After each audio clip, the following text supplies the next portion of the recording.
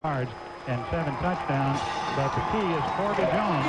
Corby, 6'1", 227 junior out of Hickman High School in Columbia, Missouri. 78-147 for 1,196 yards and set Colorado Football Network. 850 KOA. If you've been searching for a sport utility that's a little less rough and a little more user-friendly, the people at Subaru have the answer to your prayer. It's called Forester, and it's a whole new kind of sport utility. The Forester has full-time all-wheel drive and plenty of cargo space like a good SUV should, but the Forester also has a lower rear end for easy loading, a lower profile that's easier to get into, and a smooth car-like ride. The new Subaru Forester. Sport utility tough, power easy. Test drive the all-new Forester at your Subaru dealer.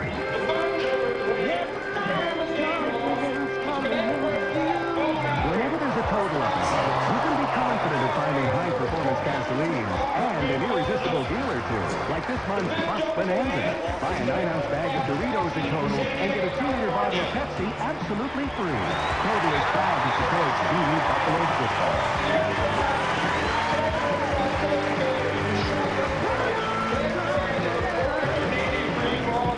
Presents The Village People.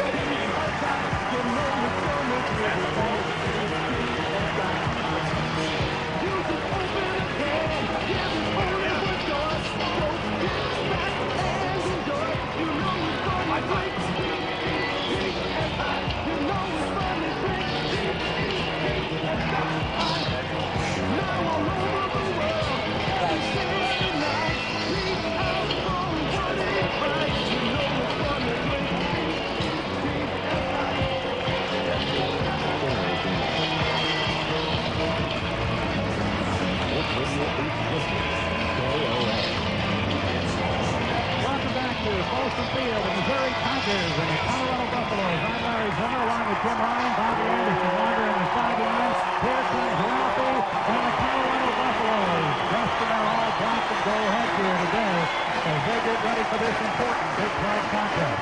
For the Buffaloes, the Gimpy Andrew Walsh at left tackle, 6'6", 295, senior out of Walnut Creek, California.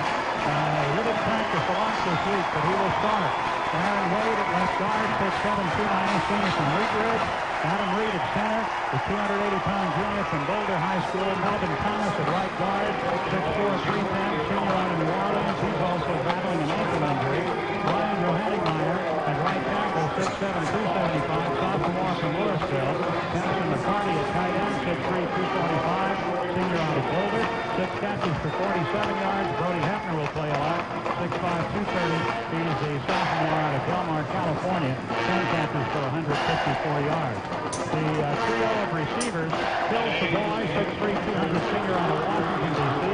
He's the leading receiver with 28 catches for 442 yards and 9 touchdowns. Barry Devereen, 6'2", 205, junior from Corona, California, with 23 catches for 270 yards. Marcus Stiggers, 5'7", 175-pound sophomore from Dallas, 14 catches for 175 and a touchdown. Herschel Troutman at the tailback, 5'7", 190-pound senior from Naples, Florida, averaging 3.5 yards per carry, 3 touchdowns, 374 yards. And of course, the veteran senior John Hessler at quarterback, 6'2", 200. He's out of Brighton High School. He's 111 out of 210 now for 1,455 yards. And his stats over the last 2 games were quite impressive. He was 15 out of 19 against Kansas, 14 of 26 against Texas. And that Kansas game, he was 78.9%. So he is really doing a good job in the last couple of games. Colorado won the toss, deferred to get the second half kickoff. The wind will be a factor today, and Colorado will be going. I'm not real sure how the wind is going. So let's go down to the sideline to Bobby Anderson to find out a little bit about that. Bob, the wind situation. Well, once again, Tim, it'll be swirling down here quite a bit. Typically, of course, the wind does come out of the northwest. But as we've known from games previous, it can swirl and blow from the south and just never know how you're going to catch it right now. Right now, I'm feeling a little bit from the south, so Colorado could have their benefit in the first quarter. Oh, I might mention Terrell Cade was named the captain today. Herschel Troutman, Andy Mitchell, and from Missouri, Ben Nichols. The Bucks, you mentioned, did defer, and the Bucks will kick off. Rick mentioned in the locker room, and that's the T-shirt of the week. Once again, the old slogan, games in November are the ones people will remember, or something like that. Back upstairs. All right, Bobby, thank you. Well, Colorado's record in November is quite good. We'll be talking about that as game goes on, but they're set for the kickoff. Jason Wesley is the dad in the speed, and Devin West and Reggie Ross waiting for Missouri. Missouri going left to right, Colorado right to left. Game is underway. The kick is high in the air, and it's taken around the 8-yard line by West. West running back out to the middle. He's right at the 15. We'll get to the 16, and the Bucks converge, and down he goes. Good coverage. A high kickoff by Jason Wesley, Jim, that didn't go all that long, but it was quite effective. Well, it really is effective against the wind that gets that play. Missouri comes out. They'll line up in the I formation, and they've got Ron James, the 276-pound fullback, starting in there. Brock Olivo behind him. Here's Corby Jones rolling along to the line to the right, wanting to throw. Here it comes, wide open at the 21, bobbled but caught out to the 30-yard line. And it's Eddie Brooks, the tight end. Hannibal Navy is coming over to make the tackle, but that was at tight end. He came back across the field away from the flow of the play, and Missouri with a big gain of 15 yards on first down, first and 10 at the 31-yard line. Basically what it was is a naked screen. As a matter of fact, they threw a screen pass back to the tight end, but without any linemen in front of them. They just figured that they could get Colorado throwing so well to the option, they could get the tight end on the backside, and it was successful. Now they offset the fullback over behind the guard, and Olivo is a tailback. First and 10, give it to Olivo, pops out to the right side, stops at the 30-yard line. Good tackle by Colorado's left side of the line, and coming over there was Terrell Cade. He, along with Ryan Olson, Billy Mau, Nick Ziegler across that front, Navies, Phillips, and Brandon Southwood, the linebacker, and Wheeler, along with Marcus Washington, Ryan Sutter, and Ryan Black in that secondary. Ryan Black getting the start at safety. That defensive backfield's been shaken up a little bit, but against the run, Ryan Black is in there. Second and 11, the ball at the 30-yard line of Missouri. They're in the standard eye with two receivers to the right side this time. Here comes motion by Lehman. The handoff's going to the big fullback, and he's just going to power his way ahead. It's Ron James, 6'3", 276 pounds. Today, they have to give it to him at least a couple times a game just to keep him happy. Wondering about Blackwell. He's usually the starter there. Third down now, and about 7.5 to go. Here's the count. The fake to Olivo. Corby Jones is back, passing incomplete over the head of Kent Lehman, and Colorado had him coming. And Jones ran out of time back there and just threw it a little bit too high for Lehman. And I think A.J. Kristoff will tell you that's the key, is to keep Jones on the move when he throws the ball. Yeah, and once he gets to set his feet, he's a better thrower. But Colorado was able to put a little bit of pressure on him, and I think that Corby threw that ball maybe a little bit sooner than he wanted to. But everything Missouri does, even on third and longs, is off the play-action pass, trying to hold those linebackers. Vince Sebo is the punter. Missouri with excellent special teams, and we'll elaborate on that a little bit. Here's the snap to Sebo. Here comes the rush. Sebo gets it away. It's off the side of the foot. It's out of bounds up around the Colorado 28-yard line. Damon Wheeler was coming over there to try to field it, but the ball headed to the sidelines and goes out of bounds. So Colorado will start off with pretty good field position, a 37-yard punt, and no return by Sebo. So Colorado will have its first possession, and the crowd still coming in here today. And once again, the student section woefully thin. Is that putting it diplomatic? That's pretty diplomatic, yeah. Especially the upperclassmen. Or the lower classes here. Sit in different sections. CU between the 28 and 29. Hessler puts motion by Herschel Troutman, passing over the middle. And that was complete to Brody Hefner, and Hefner's going to take it over the 40, out to the 42-yard line. Al Sterling, the middle linebacker, making the tackle for the Tigers, and Colorado passing to that tight end, and we've come to be calling that either Zim right or Zim left. That was Zim over the middle to Troutman and motion. Well, Zim left, because he came from the left side. Let me give you a little stat on the tight ends over their production the last couple games after this play. First down and 10 from the 42-yard line. A quick drop. Hessler's just going to take it up the middle on the run. Comes over the 50. He's down to the 45. Comes to the outside of the 40. And runs out of bounds all the way out to Missouri's 36-yard line. Hessler taking the quick two-step drop. Didn't see what he wanted, but he saw a wide open field in the middle.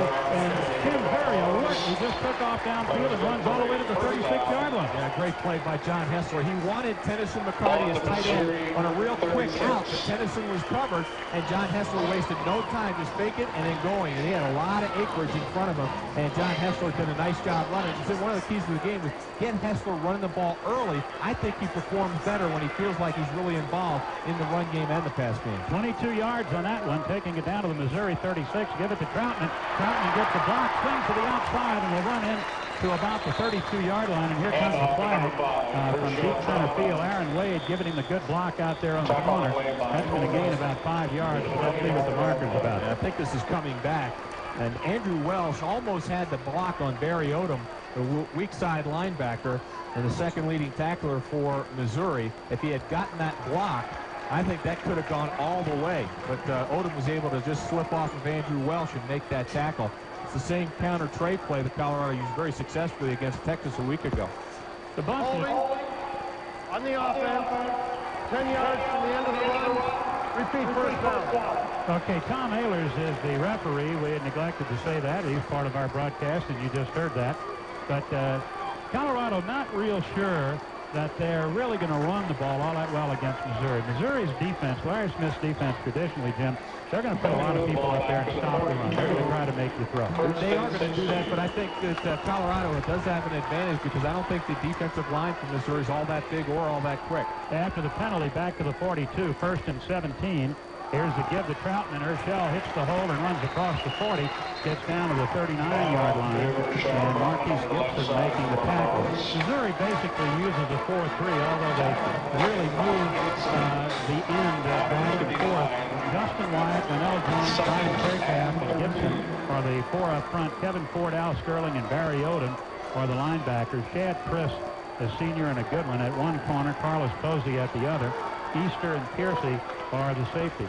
It'll be second down and 13 yards to go now for the Buffs. They're at the Missouri 39-yard line. Two receivers to the left side, two tight ends. There's the fake. And Hessler again dances up out of the pocket, comes across the 40 and is belted hard as he gets down to the 37-yard line. Nothing there on that throw. And Calderon off Easter coming up to make the tackle on the play. Colorado did a nice job of picking up the blitz, but Barry Odom coming through the middle got around Herschel Troutman just enough to disrupt Hessler so that he really couldn't look downfield. He was more distracted by the rush and then just had to just tuck it and go. Got a little bit of a gain, but it leaves him with a third and long. So once again, Colorado with a penalty really stopping up their drive. They've got a third and 11. They've got to connect on this one. They've got three receivers out. The boys to the left, Deverini and Stiggers to the right. Here's the snap. Here comes the rush. There goes the pass. He's heading it towards Stiggers. He's got it inside the 5. It's a touchdown. Oh, a base by Hessler. The what a catch by Stiggers. And now they throw flags. I guess for celebration. You can't get too excited if you complete a 42-yard or 36-yard pass to make for a touchdown. I guess not. And against the wind, John Hessler threw a strike. And what was funny about that play is Marcus Stiggers did not have his eye on the ball. He was not even looking when that ball went up in the air. I don't think he was the main receiver or the first receiver for John Hessler. Hessler got back and had to avoid the rush and just threw it down the right side. He just had to get rid of that ball because two linebackers were bearing down on him. It might not be a touchdown. Dead ball. That is. That's it. Again, I gotta say it. It's not the official's fault. This is in the rule. It's a stupid rule, and it's got to be interpreted right. They were not. The rule is so you don't show up your opponent. They were not showing up the opponent. Nobody came off the bench. It was the team that was on the field. They went down there to congratulate the receiver, and they throw a penalty. And apparently Marcus Stiggers must have done something. Maybe he took his helmet off. I don't know. But it was nothing that was certainly blatant. Aldridge now has to kick it from the 25, so it's about like a 35-yard field goal, and he missed it off the right side. That might have been tipped. could have been. And we were talking about Missouri special teams, and again, we'll elaborate on that. They have a bunch of block kicks under Larry Smith. But the ball was just off to the right as it ended up being about a 35-yard field goal for the extra point because they now do assess that penalty on the extra point clock. Yes, we can handle your investments. Well, what are your financial goals? You'd like to retire in the south of France. In a castle. A sailboat. But let me ask you, when would you like to retire? Next week? Well, so good thing you called now.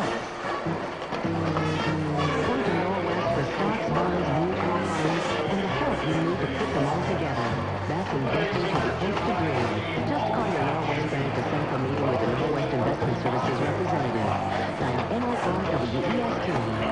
Non-deposit investment products offered by Norwest Investment Services are not FDIC insured.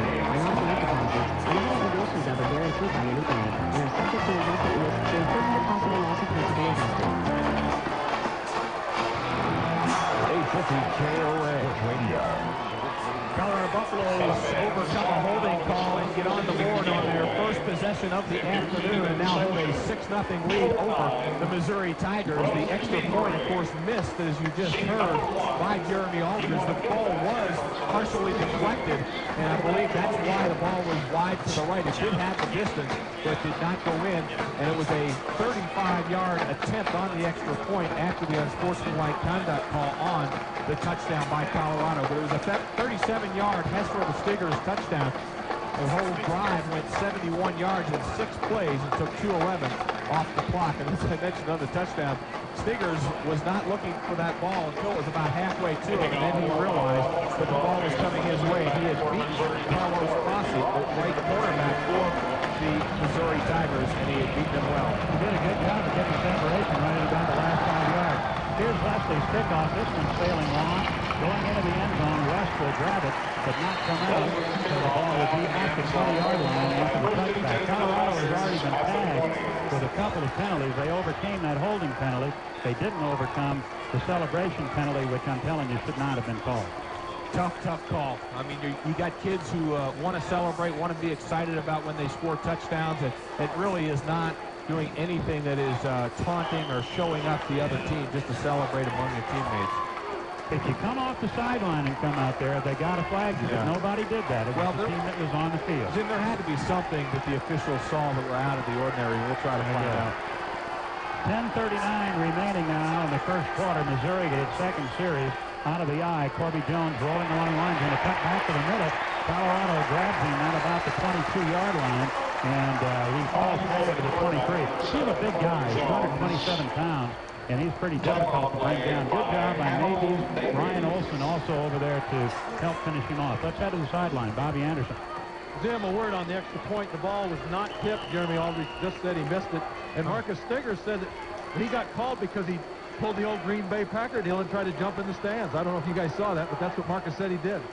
I didn't see it, and that's a pretty good jump down there on that end. That's that's about a 6-foot fence down there. Maybe he was a high jumper, man. He would have to go Dwight Stones high on that one. Second down and 7 from the I formation. Blackwell is in there at fullback right now. Corby Jones with a long count. He's going to give to the big guy. Blackwell breaks through the middle, and he's going to get a first down as he comes out to the 30-yard line. Ernest Blackwell, 235-pound senior out of St. Louis. Tim Kelly making the tackle on him, and he's actually got pretty good numbers. 45 carries for 359 yards and 8 yards per carry out. And a big play guy. He has broken off 3 runs in his career of at least 60 yards for touchdowns. He's running behind an experienced, a big, very good offensive line. 6-0. Colorado leads. First and 10 at the 30-yard line. Again, Missouri in the I formation. Here's Corby Jones rolling out. He passes again to the tight end, but this time Brandon Wheeler is ready for him. And Ryan Black was also in the area, and they were able to slam in to Eddie Brooks after he caught the pass, so it'll be caught for no gain. Corby Jones does an excellent job with the ball handling skills, faking the ball on the play-action pass to his tailback. Sometimes it's difficult to tell from up here if he's given the ball or not. Missouri carries out those fakes very, very well. 8:55 remaining to go here in the first period. Actually, got about 2 yards in that play. They spotted out near the 32-yard line. Second down and 8 yards to go. The backs now divided. And Jones fading straight back. Here comes his pass. It's tipped and almost picked off by Sutter. He was trying to get it out to Jay Murchison and right out in the middle of the field. Coleman was also out there, and the Buffaloes now make it third down and 8 yards to go. Colorado did a nice job on their pass rush. Corbin Jones did not have a lane to throw through. A lot of black shirts right in his face. He had to lob that ball over the head of his receiver, and that's why the connection was not made between quarterback and receiver. The third down and 8 yards to go, and obviously the Buffaloes like to keep Missouri in this long yardage situation. Jones goes back into the shotgun. 3 receivers out. Here's the snap to Corby. Corby goes back. Here comes the pressure. Here comes the pass. But it's a nice one, and it's caught at the 50-yard line. Catch made by Kent Lehman, and he'll be brought down by Ryan Sutter. He run a nice inside route, and he was there. Got right in between Marcus Washington and Ryan Sutter and just found the area there. Good protection as Colorado did come with the blitz. Ty Gregorak, the true freshman, coming on the blitz. He couldn't get there. He was picked up. And once again, that offensive line for Missouri, we should talk a lot about them because I believe they're the second best offensive line in the Big 12 Conference, second only to Nebraska. A lot of big old farm boys. Well, it's the number 2 offense in the conference, second only to Nebraska. 2 receivers wide to the left side. Again, it's an I formation, and they give us to West. Devin West will just crack to the left side, get down near the 48-yard line, a 2-yard pickup. And I'm telling you what, Corby Jones is an upset quarterback. He got the play, he shook it off, came over to the sideline, had something to say to Larry Smith, went back out there, and he's come back over, and he's gone with the sideline again. Aaron Marshall made the tackle. Penn State is up on Northwestern, the number 2 team in the nation. Penn State 21-7 that score. Number 4 Michigan now on top of Minnesota 14-3. Give you a couple more scores in a moment. Second down, 8 yards to go. The ball at the Colorado 48-yard line. 2 receivers left, I formation. Corby Jones on the count. He's running along the line. Here comes the pitch back to West. Colorado's got it stopped up. West dives ahead and gets down to the 45-yard line. Ryan Black was the man to make the stop after a 3-yard gain. They'll spot it a yard further at the 44, so it's a gain of about 4 yards, and it gives Missouri a third down and 5 at the about 44-yard line. And I can't tell you what a great play that was by Ryan Black. He had Blackwell, Ernest Blackwell, a fullback, right on him, and he had to fight off the block and go up and make the tackle on West. Ryan Black, the strong safety, coming in, doing a nice job on the option. Now, Todd Niemeyer comes off the sideline to have a talk with Corby. Third down and 5. Jones rolling to the left side. Still rolling. Running the throw. But has to run. And he'll be stopped. He gets back just barely to the line of scrimmage. And Colorado is stopped. And Cade Olson coming over to make the stop along with Hannibal Navy. They're trying to flood the left side of the formation. The ball's on the right hash mark. And Missouri goes with an unbalanced line where they have all their receivers to the left side of the formation. And Corby Jones tries to roll that way and find the receiver. He's unable to do it. Colorado, a nice job of containing him and not allowing him to break the contain from outside. You might see Corby Jones cut right here. Yeah, he will do that. It's 4th down and 6, and he actually lost a yard on that play back to the 45. 6 seconds on the play clock. Jones awaits the snap. They're not really do snap it right at the last minute, but they didn't get it done. Didn't get it on. They wanted to try to draw Colorado off sides with Corby back there. You talk about triple threat. Used to hear about those triple threat backs. He is. He can pooch punt, he can pass, he can run. Punted one time this year. He's been to delay a game call 3 times in his career. Now they'll bring in their regular punter, Vince Sabo. You don't hear that anymore, triple threat. I guess there just aren't that many of them. No, I guess not. They used to be in a single lane. When you snap the ball to the tailback, you can run, pass, run, do anything. Sabo will kick. Damon Wheeler waits. Sabo kicks with a bare foot. 4th down and 10. Ball right at the 50-yard line. Colorado leads 6-0. Here's the snap. And a good rush on him. Do they touch now? It's going to be a penalty. Colorado banged into him, but they didn't get to the ball. Rashidi Barnes got kicked right in the midsection by Sable's leg, but he didn't get the ball. The ball went into the end zone, but Rashidi Barnes, who had beaten his blocker, got there, but it's going to be a personal foul, which is going to be a first down for Missouri. It's not just a running into the kicker. He definitely roughed the kicker. Coming from Colorado's left side, or the right side of the punter, it sure looked like he was going to smother that ball. Jim, I was at practice earlier this week, and in the last 2 weeks, Colorado has really been working on blocking kicks. The kicker, 15 yards. It's a good call. Yeah, it is. It's the correct call. I think Colorado really believed that they could get a kick against Missouri. They have been working on block kicks this week. They're doing it with a volleyball. Just going in and on a pad. They were going into the kicker and blocking and jumping on a pad as to avoid injury. But they really did work on it quite a bit this past week, and they almost get it, but get the penalty instead. Yep, if you're going to go right for the punter, you got to get the ball. First and 10 now at the Colorado 35-yard line after the penalty. Here's the snap, and the give is going to come off to West. Devin West across the 30, upended as he gets near the 29-yard line of Colorado. The stop made by Ryan Sutter. Not the thing you want to do if you're Colorado, to allow Missouri to continue the drive that they had already stopped. And this is, as you mentioned, the number 2 offense in the Big 12, and they get most of their yards on the ground. 256 yards a game rushing for the Missouri Tigers. Colorado's been penalized 40 yards already in this game, and they've been serious penalties. Here's the handoff again to the left side, going to Devin West, and West will be stacked up after about a yard or two. See where they're going to spot that ball. It's going to be close to a first down. It's inside the 25-yard line after they unpile Ryan Olson making the tackle, but it's enough for a first down. North Carolina has beaten Georgia Tech, the number 5 ranked Tar Heels, just by 3, though. That one was last Thursday, of course. Tennessee is up on South Carolina 12-0, number 8 Tennessee. That's in the third period. 6-0. Colorado leads. First and 10 at the Buck 25-yard line. Long count by Jones. He's given to the fullback, and Blackwell will be necktied as he gets down to about the 22-yard line. They pick up about 3 yards of the play. Wheeler and Navy is making the tackle. The CU Athletic Department would like to thank Icon Office Solutions, the official sponsor of today's game against Missouri. One other score for you, Michigan State, number 21, over Ohio State. It's early in the first quarter. They are up 3-0. That is our Subaru scoreboard update. So far, this one's been sort of ugly. Colorado playing well, but hurting themselves with penalties.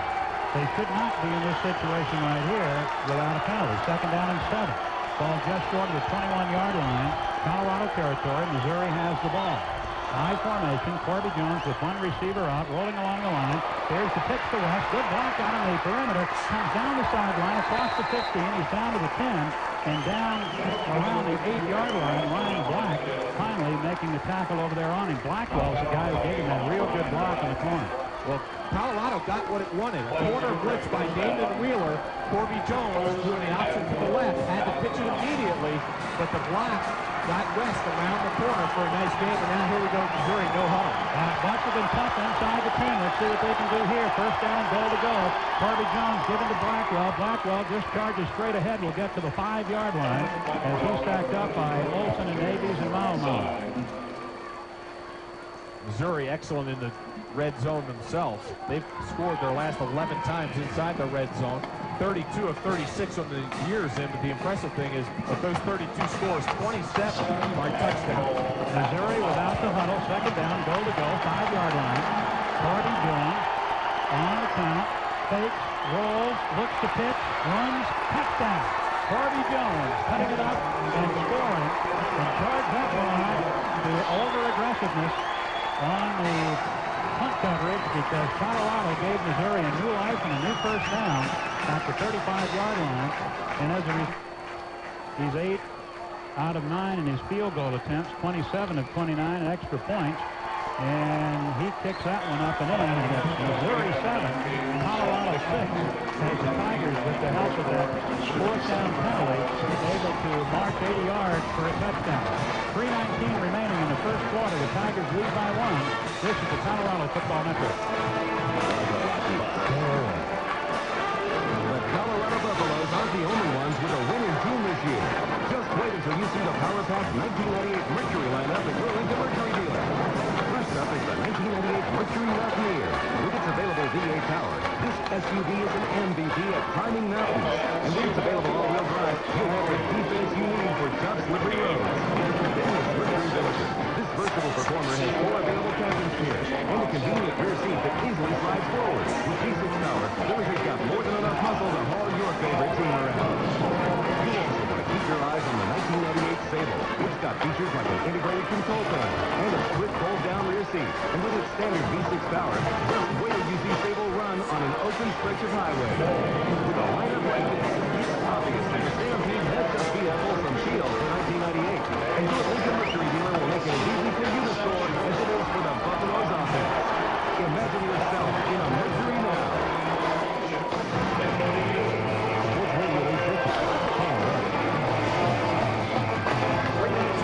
Period number 1 from Boulder, Colorado, now to Wales, Missouri. The Tigers up 7-6 on the Buffaloes. Let's take 10 seconds for station identification on the Colorado Football Network. Sports Radio 850, KOA Denver, Longmont, Castle Rock. Home of the Broncos, the Rockies, and the CU Buffs. An option play to the left side by Corby Jones. A 5-yard run has got the Tigers on the board. 7-6, they lead Colorado. And that capped an 80-yard drive, 14 plays, and took 7:26 off the clock. And a big 4th down penalty. Here, there again, Missouri trying to keep it away from Kelly. They kick it to the right side. It's fielded over there. Back up to the 30. Back up to the 40. To the 45 and to the 48-yard line for Colorado. Your guess is as good as mine. Number 51 is not on the roster. Well, I have Jonah Church. He is a sophomore.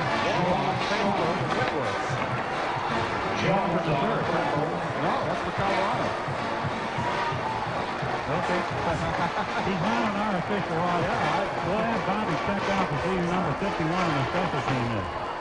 But it's excellent field position. He fielded there, kicking away from Kelly, and then what an advantage that is when you got the kickoff team trying to do things like that. He kicked it in the air, and number 51 fields it down around the 23, runs to the 47 to give to Troutman. Troutman will be stopped short of the line of scrimmage, but he puts the second effort, drives ahead to the 50-yard line. It'll be a 2-yard pickup. And as much as Missouri's trying to keep the ball away from Ben Kelly, they've really defeated their purpose by kicking it so short and allowing Colorado to run it back almost to midfield. They started this drive on their own 47-yard line, and after a short gain on first, they're right at midfield. Wonderful to have somebody that you have to think about. Charrington's come into the game at tailback, 2nd down. Here's to give to Charrington. He runs to the right side, not much there. Gets the yard to the 49-yard line. From behind. Colorado, again, not sustaining their blocks very well in this drive on offense. The Missouri Tigers are being blocked, but they're able to get off the blocks and make the tackle. Let's check in with Bobby Anderson quickly. Oh, guys, it was Tom Ashworth. He normally wears number 59, but he was the one that returned that. He was wearing 59. Kind of looked like Ashworth. Good, yeah. All right, 3rd down now, 7 yards to go. The ball at the 49-yard line. Cheverini goes in motion. Hessler goes back, got some time to the sideline, caught by Cheverini, dives ahead, and he'll get the spot. He got it by a yard, and inside the Missouri 42-yard line. Harold Piercy, the free safety, coming over to make the tackle. Cheverini just wandering out to the right side as the other Colorado receivers drove the Missouri Tigers downfield. Cheverini wanders out to that right side, gathers in the pass, and a nice find by John Hessler. Ball to Missouri 42. 1st down and 10, just inside the Mizzou 42-yard line. Troutman back in at tailback. Cheverini left, Savoy right. Here's the fake on the draw. Hessler spins around to the right. He's looking along towards Savoy. Up he goes. Can't get it. Here comes the flag, and it could be. Right over the top of him is Shad Chris, who had quite a battle with Ray Caruth last year, and Chris was beaten repeatedly in Columbia by Ray Caruth, and that time he was in over the top of Savoy down around the 20-yard line. Well, the key to that was the fake by Hessler buying himself time and then great protection because Phil Savoy had to go from the right side of the formation all the way across the field, and Hessler was trying to hit him on the left side, almost to the numbers on the left side. Ball was in the air a long time, and Chad Chris was just a step behind. 15 yards, 361, automatic first down. Of course, in college football, it's not the spot of the foul. If it's more than 15 yards, the most it's going to cost you is 15. And that'll put the ball first and 10 at the Missouri 27-yard line. Troutman stays in at tailback. Colorado will send two receivers, Javon Green and Cheverini, wide to the left side. Here's the count by Hessler and first and 10. John is going to go to the weak side, looking to pitch, does pitch. Troutman's got it, comes to the 20-yard line and gets to the 18-yard line. And I'm telling you what, there was some hitting going on in that play over on the sideline. And Marcus Gibson ultimately makes the tackle on the play. Terrific lead block on that by Melvin Thomas as he got out in front. And Hessler kind of just played off that block, and then when White Shirt started to surround him, made the flip to Herschel Troutman. I got to say, John Hessler runs that option. He does. Very, very well. When we talk about option quarterbacks around the Big 12, certainly Colorado doesn't run it as much, but Hessler knows what he's doing on that option. Minute 4 left to go here in the first period. It's been quick moving.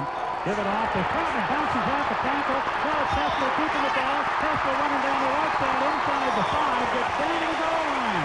What a great break by Hessler. He had me fooled. I thought Troutman had it. Hessler made a sneak back to the right side. And the Tigers had no idea until too late.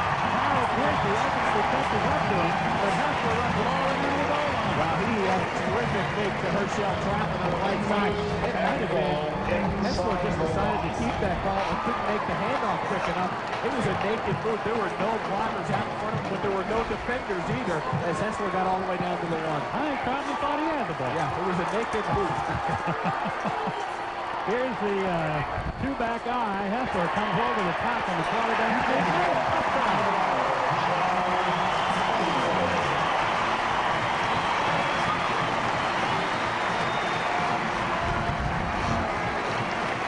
Set up by John Hessler running the ball. Colorado, will certainly try to go for 2. You would assume here, Zip. You got that feet? Let me see.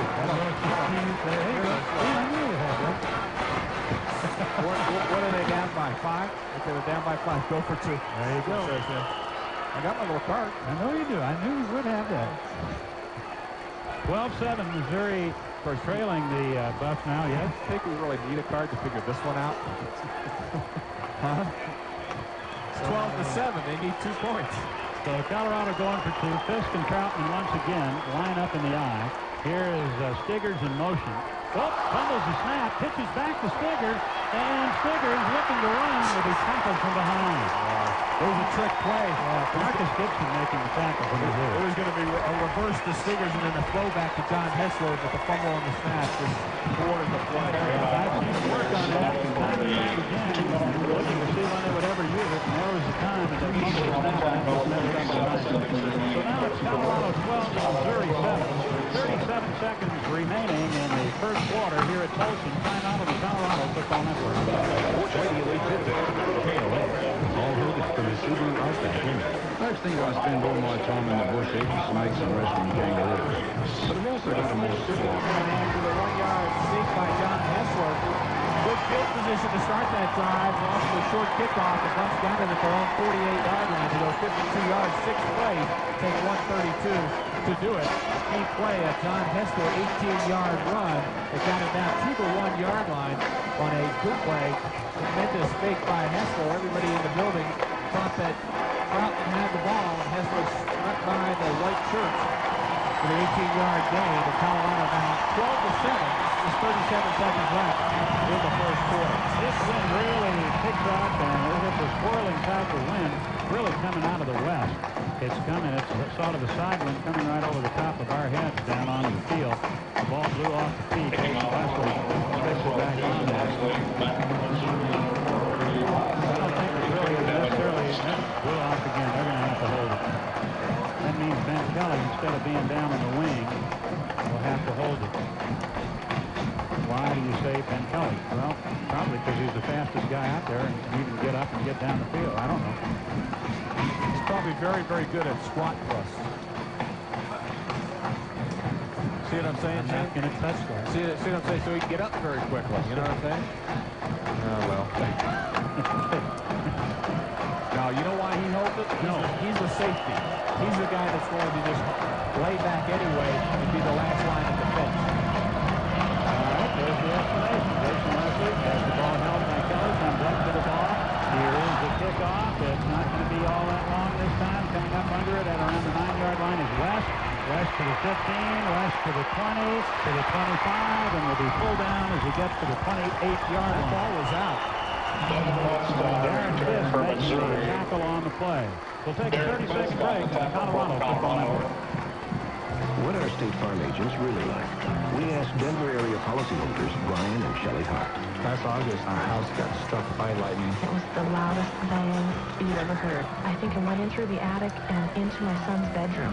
I immediately called my agent to see the damage. She was there within 45 minutes. I mean, it was incredible. By then next morning, she had a contractor call us. And to have everything done for you, it was just wonderful.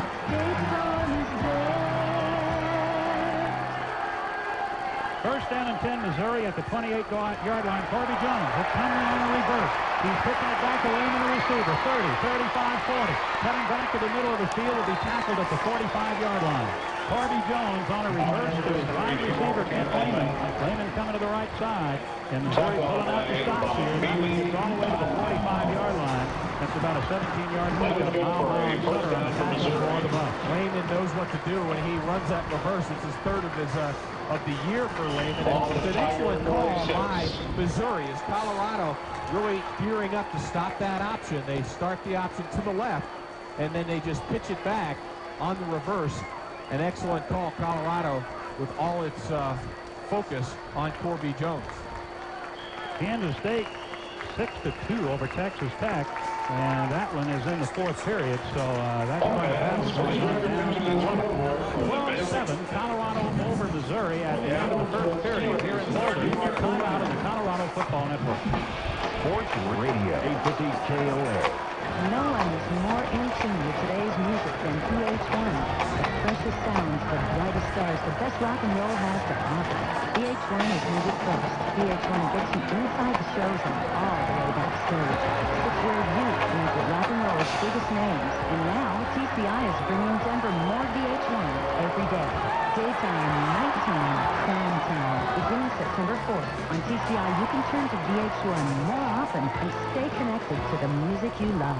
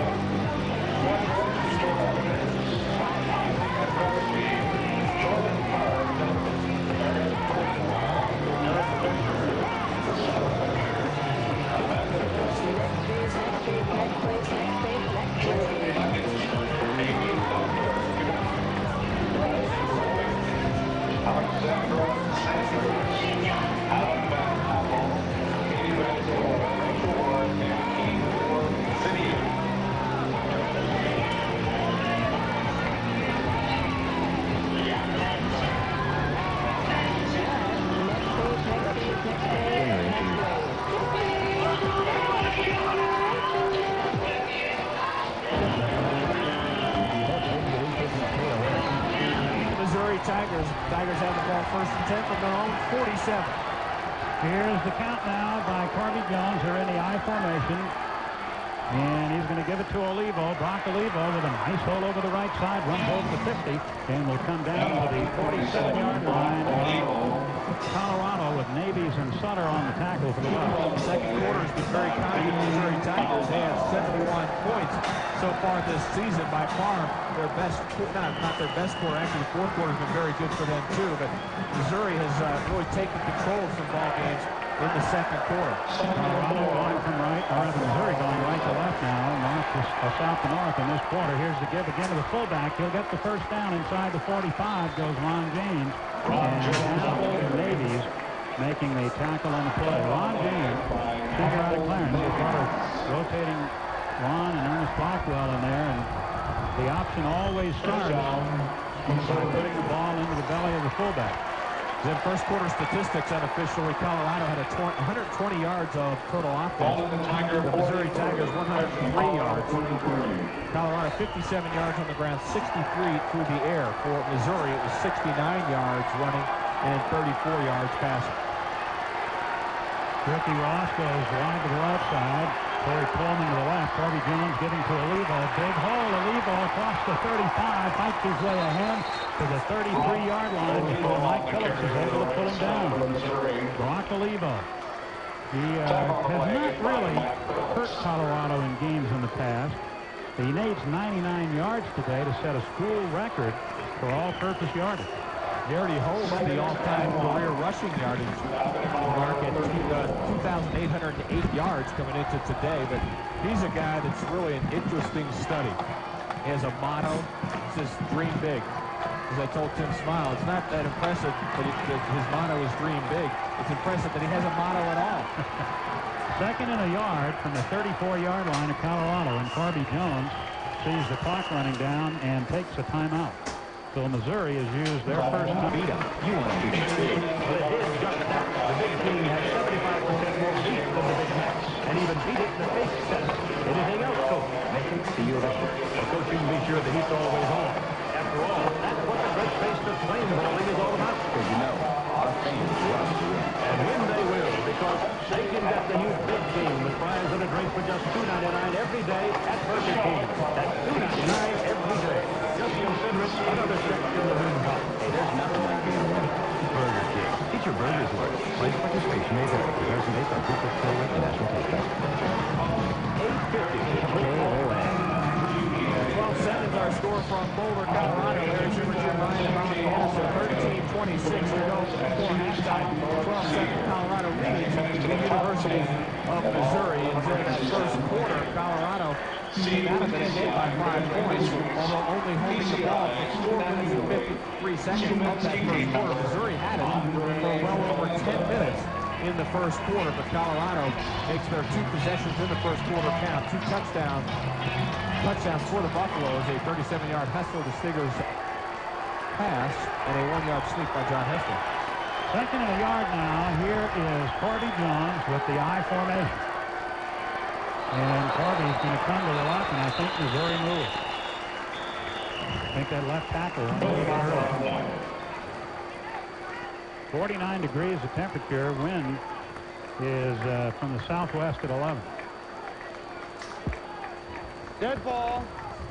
False start on the offense. 5 yards. Repeat the down.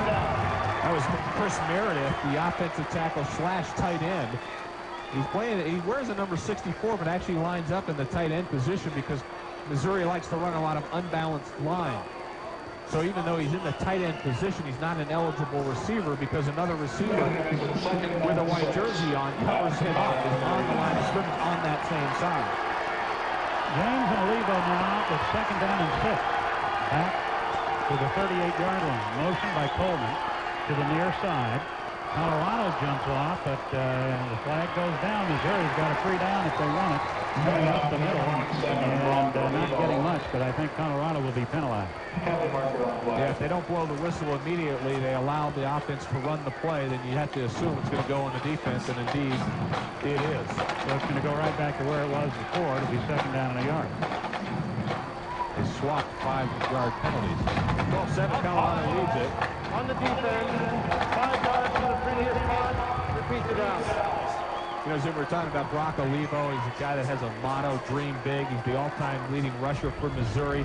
6'1", 214-pound senior. 460 yards on the season so far. They call him Forrest Gump because he's so dedicated and so naive.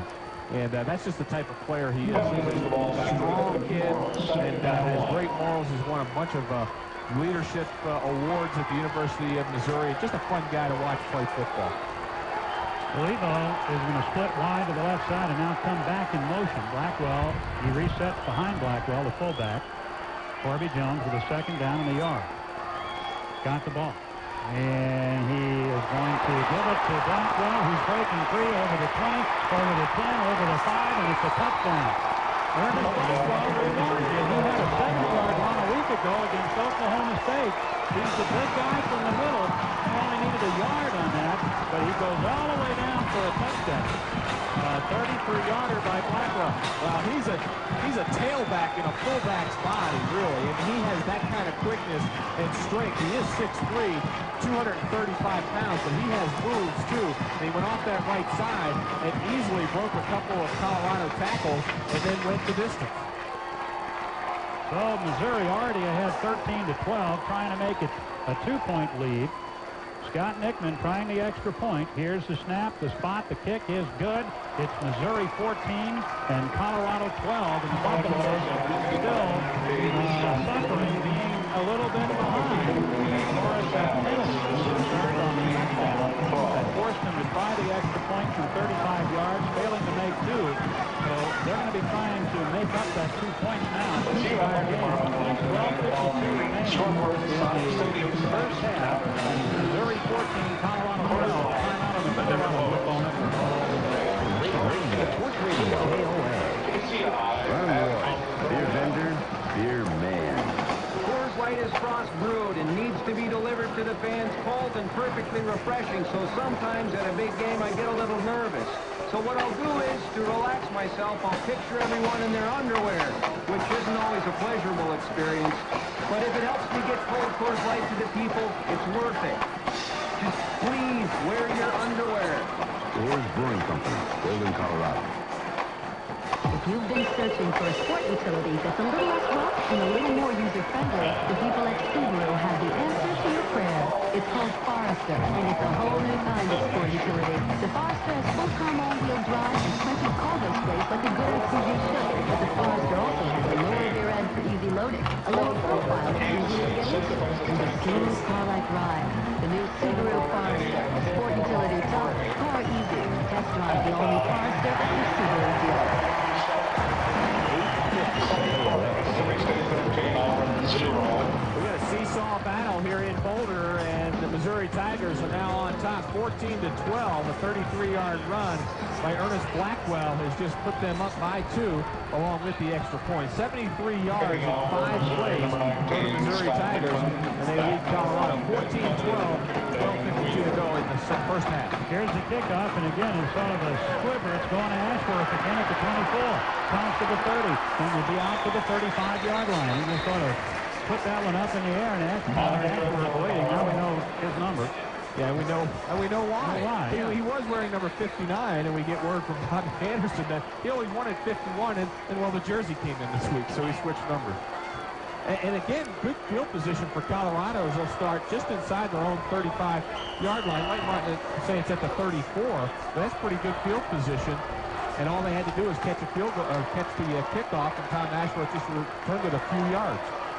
Hassler, first down and 10. He's got Troutman in the backfield. Give it to Herschel. Nice hole. Herschel runs through it, and he's met head-on out there by Barry Evans, the inside linebacker. He got about 5 yards in the play out to the 39-yard line. I'll say he was met. Barry Odom certainly introduced himself to Herschel Troutman. He stole that right at the 38-yard line. I mean, Herschel Troutman had it was in full stride, and I don't think he really saw Odom coming from the inside, and Herschel might have a little bit of a headache after that hit. Second down, about 5.5 yards to go. 3 receivers out on the second down play. Hessler on the count. Fades back, quick drop, looks, has time, throws, incomplete. He threw it to the left. It's Savoy. Savoy was wide open up around midfield. Just a little hook pattern, little man-to-man coverage, and Missouri likes to do that a lot. Missouri makes their adjustments and sends them to about 4 defensive backs. Missouri's been a defense that has been pretty marginal, and especially against the run, they give up over 178 yards a game and have been vulnerable to big plays, especially big running plays. Colorado's been unable to get the big running play on them so far in this game. 3rd and 5.5. Sherrington's in the game. Colorado's got 4 receivers out. They'll come after Hassler. Here is his pass, and it's incomplete again to Savoy at the 50-yard line. And again, it was thrown a little low and outside. Well, Missouri's decided to use Shad Chris, their best cover guy, just shadow Phil Savoy all over the field, and it was pretty good coverage. And I think that there wasn't a whole lot of margin for John Hessler to get that ball in. He threw a little bit behind Phil Savoy. Shad Chris, very good man-to-man cover guy, the fastest player in school history for Missouri, was, as they say, a 4.25 40-yard dash. Ricky Ross deep for Missouri. Andy Mitchell's turn to punt. They're rotating. First punt of the day. Here's Mitchell's punt. It's an end-over-end wobbler that's going to head inside the 20-yard line, roll to the 15, and keep on rolling. This one's going to be a good one. It's inside the 32. Missouri away from it. Colorado just escorting it down the field. Then Kelly just waving at the ball. Keep on going. It keeps on going to the 9-yard line. 52-yard punt by Andy Mitchell. The ball just wouldn't stop. It kept getting a little momentum as it rolled end over end inside the 10-yard line. I'll give you a couple of scores from around the Big 12. Kansas State in the third period continues to lead Texas Tech 6-2. Texas now up over Baylor 14-7. That one in the second quarter. And Kansas leading Iowa 20-3. That one also in the second period. Oklahoma State and Texas A&M have kept it off at 5 o'clock tonight. And Oklahoma and Nebraska also just a little bit later. That's your Airtech Cellular calls around the Big 12. Buffaloes now need to take advantage of their field position. They got Missouri back at the 9-yard line, first and 10. Corby Jones is going to give it to Olivo. They're not going to do it that way. Huge hole over the middle. He rumbles over the 15 and out near the 20-yard line. And Ryan Sutter and Brandon Southward have to come up to make the tackle. The middle of that Missouri line just opening huge gaps for Brock Olivo to run through. Well, what's happening is Missouri's has real wide splits. If you notice a good running team, they'll get real wide splits between their linemen.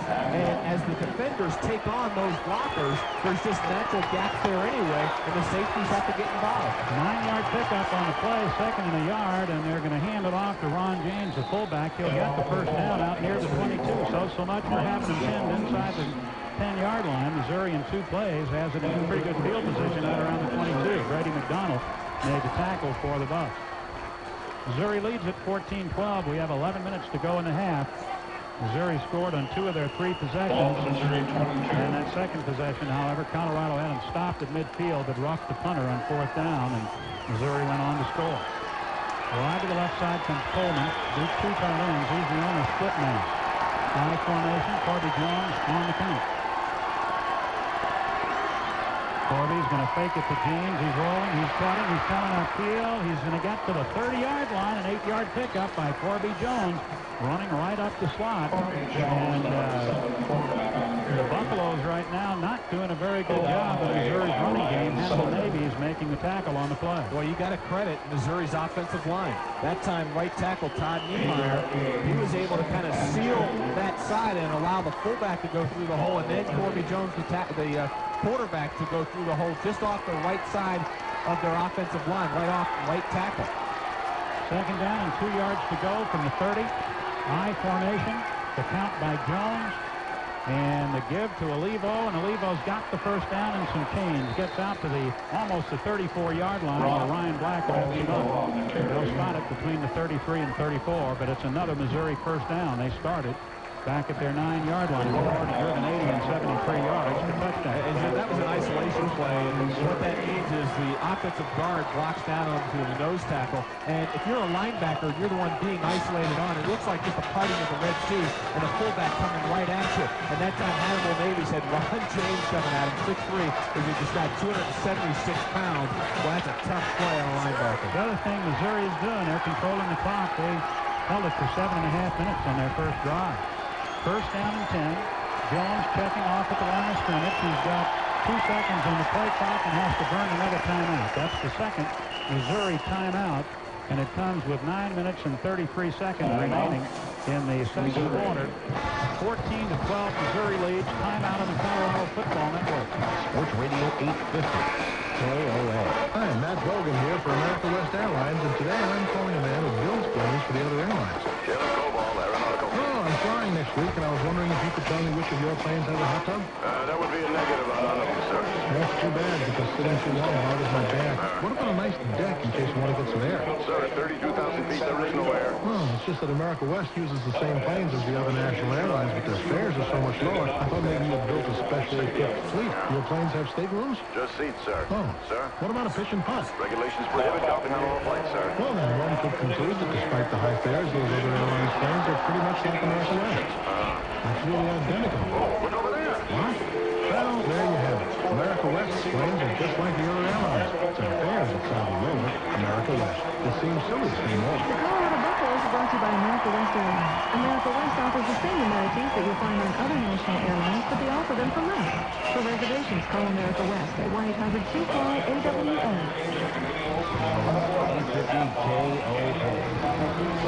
9 minutes, 33 seconds left before halftime. In Boulder, Colorado trailing Missouri 14-12 is our score. Now the Tigers have run the ball already 20 times in this ballgame, 112 yards. They've only thrown it 5 times. Corby Jones is 3 for 5 for 34 yards. So it's being done on the ground by the Missouri Tigers. Let's take 10 seconds for station identification on the Colorado Football Network. Hi, this is Rick Neuheisel. You're listening to Sports Radio 850 KOA Denver, exclusive home of the Colorado Buffaloes. First and 10 at the 33-yard line. Corby Jones in the I formation, 2 receivers out. Here is the fake, and Corby's going to throw it long, and it's broken up at the last moment by Marcus Washington. Wow. Marcus Washington was beat by Jay Murchison down the middle of the field. Marcus had bit on the corner route. Murchison went back to the post. Lucky for Marcus, that ball, Torrey Coleman was the intended receiver. And that ball hung up just long enough for Marcus Washington to make up his mistake. And you got to give him credit for having the speed to make it up. Marcus Washington, a big defender at 6'3", has tremendous speed. And with all that play action, that's how Missouri can burn you. Second down and 10 now. Corby Jones again with the I formation, rolling along the line, looking, pitching. Broccoli comes to the 35, to the 40, to the 41-yard line. Pulled down there by Hannibal Navies. Also coming up to help out Marcus Washington. That's an 8-yard pickup by Olivo on that pitchback on the option left.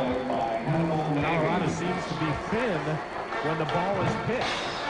They are forcing the pitch early, as that time Brandon Southworth forced Corby Jones to make the pitch.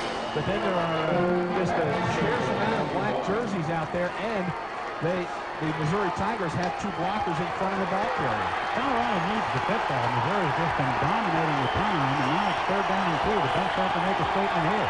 Let's see if they can. Jones in the count, gives to Olivo. Olivo hits the line, and it's going to be close. Stop made by Navies, and Hannibal, who had 75 tackles coming into this game, has a bunch of them already. Brock Olivo is really tough to stop in short yardage situations. Not only does he have size, but just powerful legs.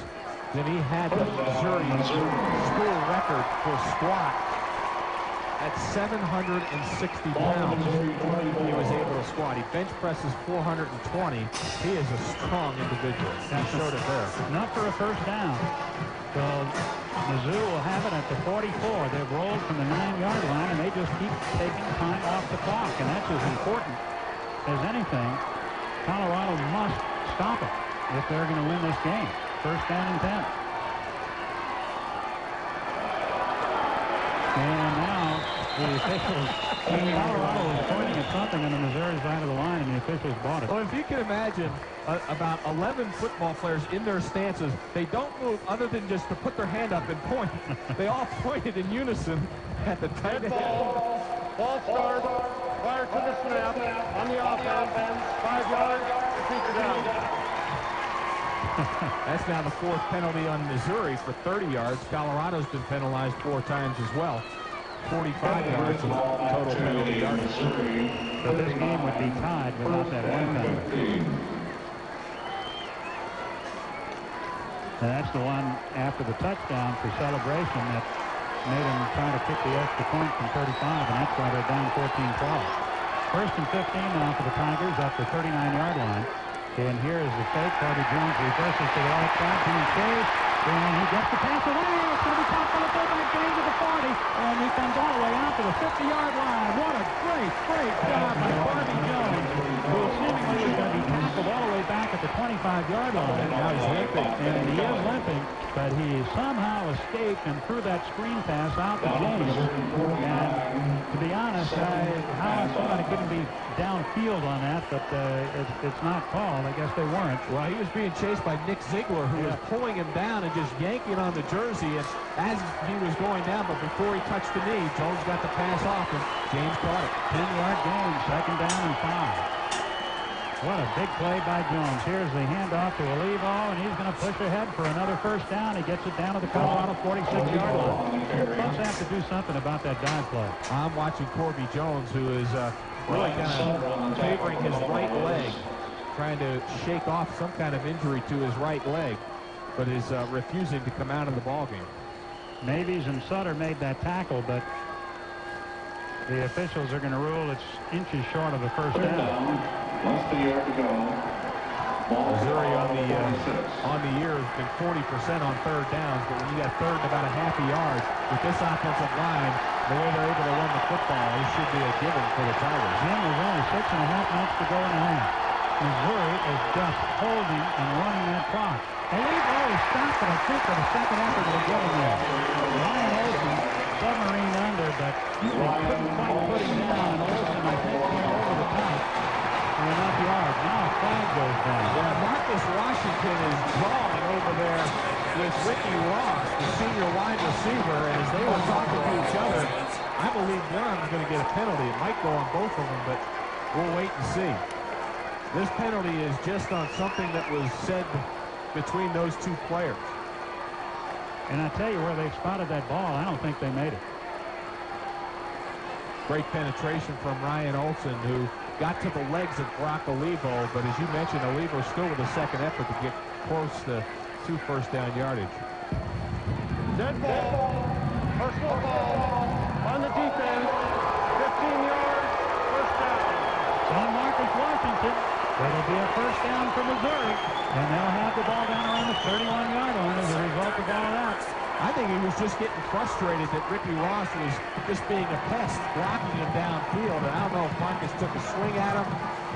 What I saw was just a lot of verbal confrontation going on, and that's when the flag was thrown. But Jim, the officials in this crew set the tone early on that celebration. They're going to call back. They're going to call anything, and I think the players must adjust to it.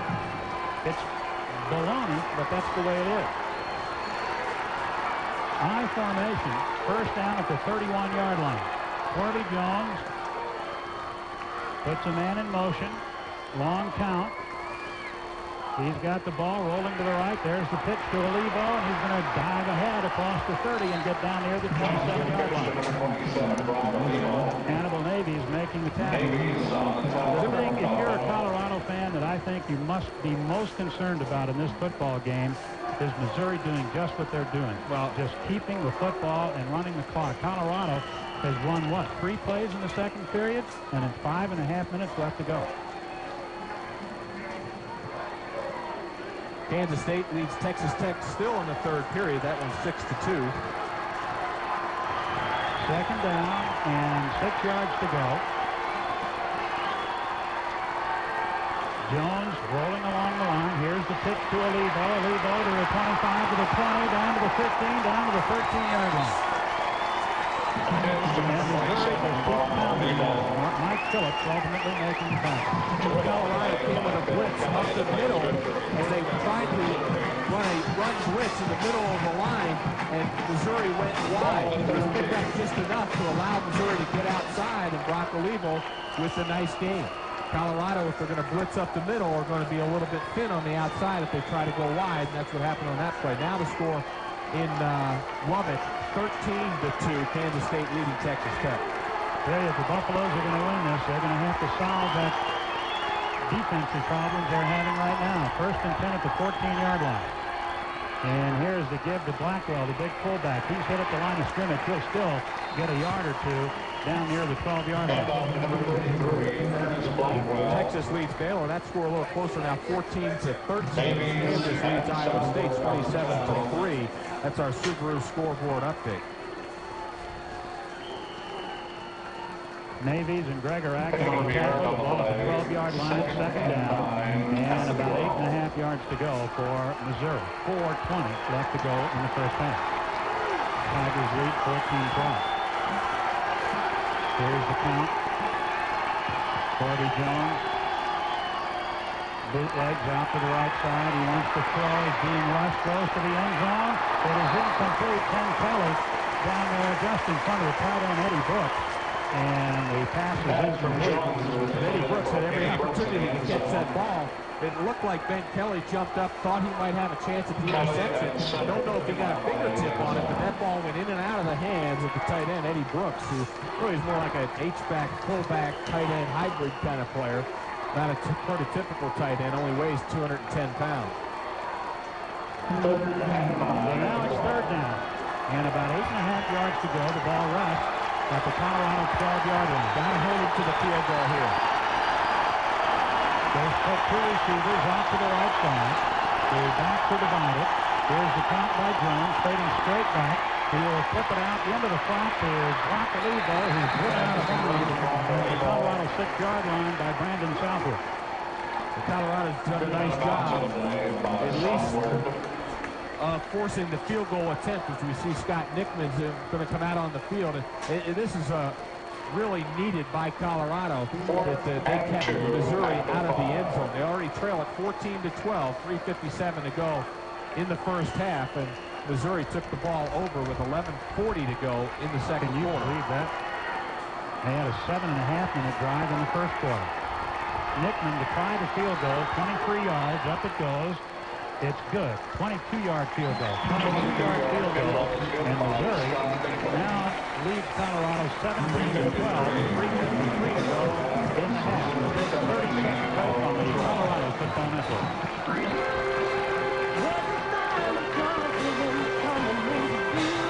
Whenever there's a total up ahead, you can be confident of finding high-performance gasoline and an irresistible deal or two, like this month's Buck Bonanza. Buy a 9-ounce bag of Doritos at Total and get a 2-liter bottle of Pepsi absolutely free. Total is proud to support CU AAA football.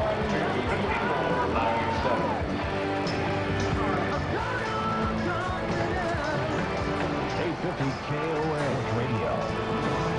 Back in Boulder, 17-12 is our score. Missouri leading Colorado, 3:53 to go in the ballgame. That was an not in the ballgame, in the first half, excuse me.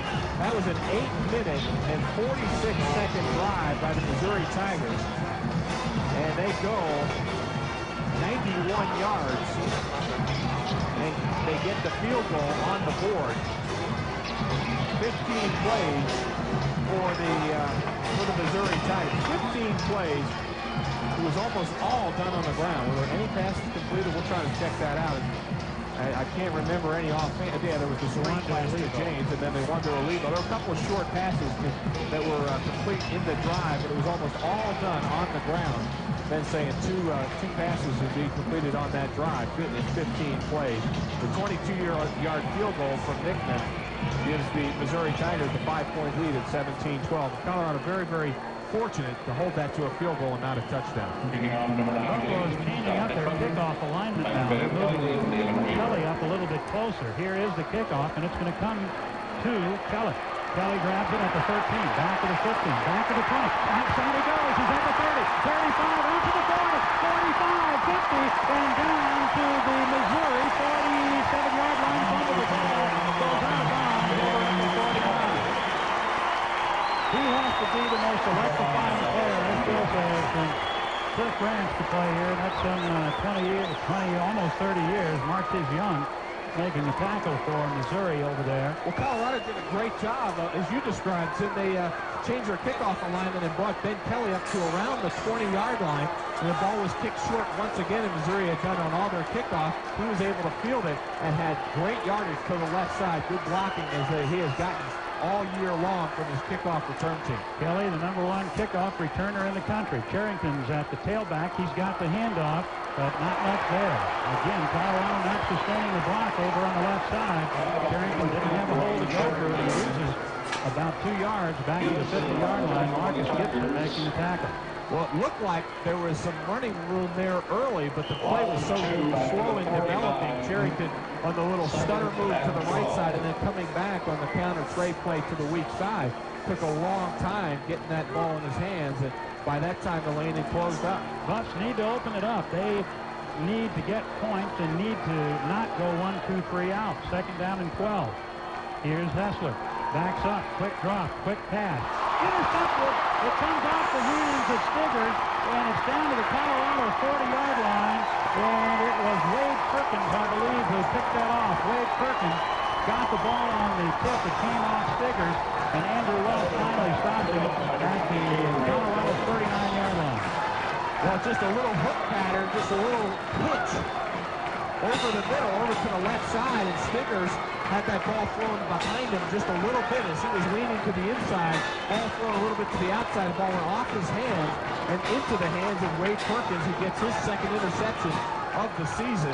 And that ball, you might have to chalk that one up to John Hessler's end, as the ball was thrown behind Stiggers enough to where he really could get his hands on the ball, but didn't have a great opportunity to catch it. And he's thrown behind a couple of receivers, a couple of times to Savoy earlier today. And Colorado gives up the ball. Missouri now at the 39-yard line. They already lead by the score of 17-12. Corby Jones rolling to the left side, looking downfield. He'll be hit from behind. Terrell Cade gets the sack from behind, and Corby did a good job of holding on to that ball. Well, they do such a good job of blocking at the point of attack, or blocking to the side that Jones wants to throw to. Once again, they had number 64, and that's their tight end slash offensive tackle, Chris Meredith, lined up in the tight end position, but he wasn't an eligible receiver. It's just an extra blocker there, and Colorado's having a tough time and having to get the pressure from the backside. Loss of 4, second down 14 from the 43. And here's the give, and it's coming off of West. West has a nice hold across the 40, and they get down near the 35-yard line. It's almost an 8-yard scamper before Brandon Southward brings him down for the Buffaloes. 2 minutes and 3 seconds remaining here in the first half, and a timeout is called by Colorado. The CU Athletic Department would like to thank Icon Office Solutions, the official sponsor of today's game. Colorado. An upset in the making, Jim, down in the South. Right now, 11th ranked Auburn trailing Mississippi State 13-0. And that is in the third quarter. Number 15, Iowa, leading number 18, Purdue, 21-17. That one is in the third period. Number 8, Tennessee, now still shutting out South Carolina, 22-0 is that score. The only final we have in top 25 action, I believe, is Michigan beating Minnesota 24-3. That one is a final. And the Penn State, in a game maybe a little closer than some might have thought, 30-20, they lead over Northwestern right now in the fourth period. Actually, that game winding down, under a minute to go. Penn State, the number 2 team in the nation, is in plays that have been run from scrimmage with 2 minutes to go in the first half. And Colorado trailing by 5, 17-12 is our score. Missouri leading the Buffs. Missouri's run 40 plays from scrimmage. Colorado, 16 plays from scrimmage. And right now, a big third down. I think Missouri's probably out of field goal range at this point. If Colorado can hold, it'll be third down and about 7 yards to go. Devin West is the tailback. Colorado, here's the interception by Marcus Washington, but you can forget about it. Colorado had 10 men on the field. Marcus Washington's going to leg it all the way for a touchdown, but Hannibal Navy did not get off the field in time. Hannibal was racing to get off the field, and the official over there saw it and dropped the flag, so that's all coming back. Well, A.J. Kristoff of Colorado are arguing that what happened is Missouri ran on the field, and they ran a player off. They had too many players on the field and just ran onto the field. There was only a few seconds left on the play clock, and they ran it. I don't even think Missouri was set. And they snapped the ball. Missouri wasn't set. This play should be a dead ball from the start. Illegal substitution on Colorado. 5 yards from the previous spot. Okay. Colorado's not going to get a break. But I'm going to tell you. And they better watch out. Colorado, they're going to get a 15-yarder. Rick Neuheisel, A.J. Kristoff, John Embry are all on the field right now. Well, I think the referee ought to go over and talk to Rick. That's what Rick wants. But I suspect Mr. Ehlers is going to say, I ain't going to talk to you. Rick Neuheisel was on the field talking to the referee, and you can make a point for what he said. The unfortunate thing is Navy's went off the field right in front of one of the officials. And I think he's arguing a couple of different things. I don't think Missouri was set. They ran out when the play clock was like under 10 seconds. I don't think they got set before they snapped the ball. And as they ran out, they were running some people back off the field. So that's an illegal thing that what Missouri did. You can't put 12 in a huddle or run 12 onto the field and then run one off. That's illegal too. And I believe that's what they're doing all year though. Well, Colorado is suffering from that. The officials continue to discuss this. They're not going to win it. They've taken, I think, under advisement what Rick Neuheisel had to say, but probably they're not going to change any calls. Illegal substitution on Colorado. 5 yards. You are not going to win that argument. They threw the flag on the defensive player coming off. They didn't see the offensive player doing it or didn't care. Rick's going to get 15 here if he doesn't want that.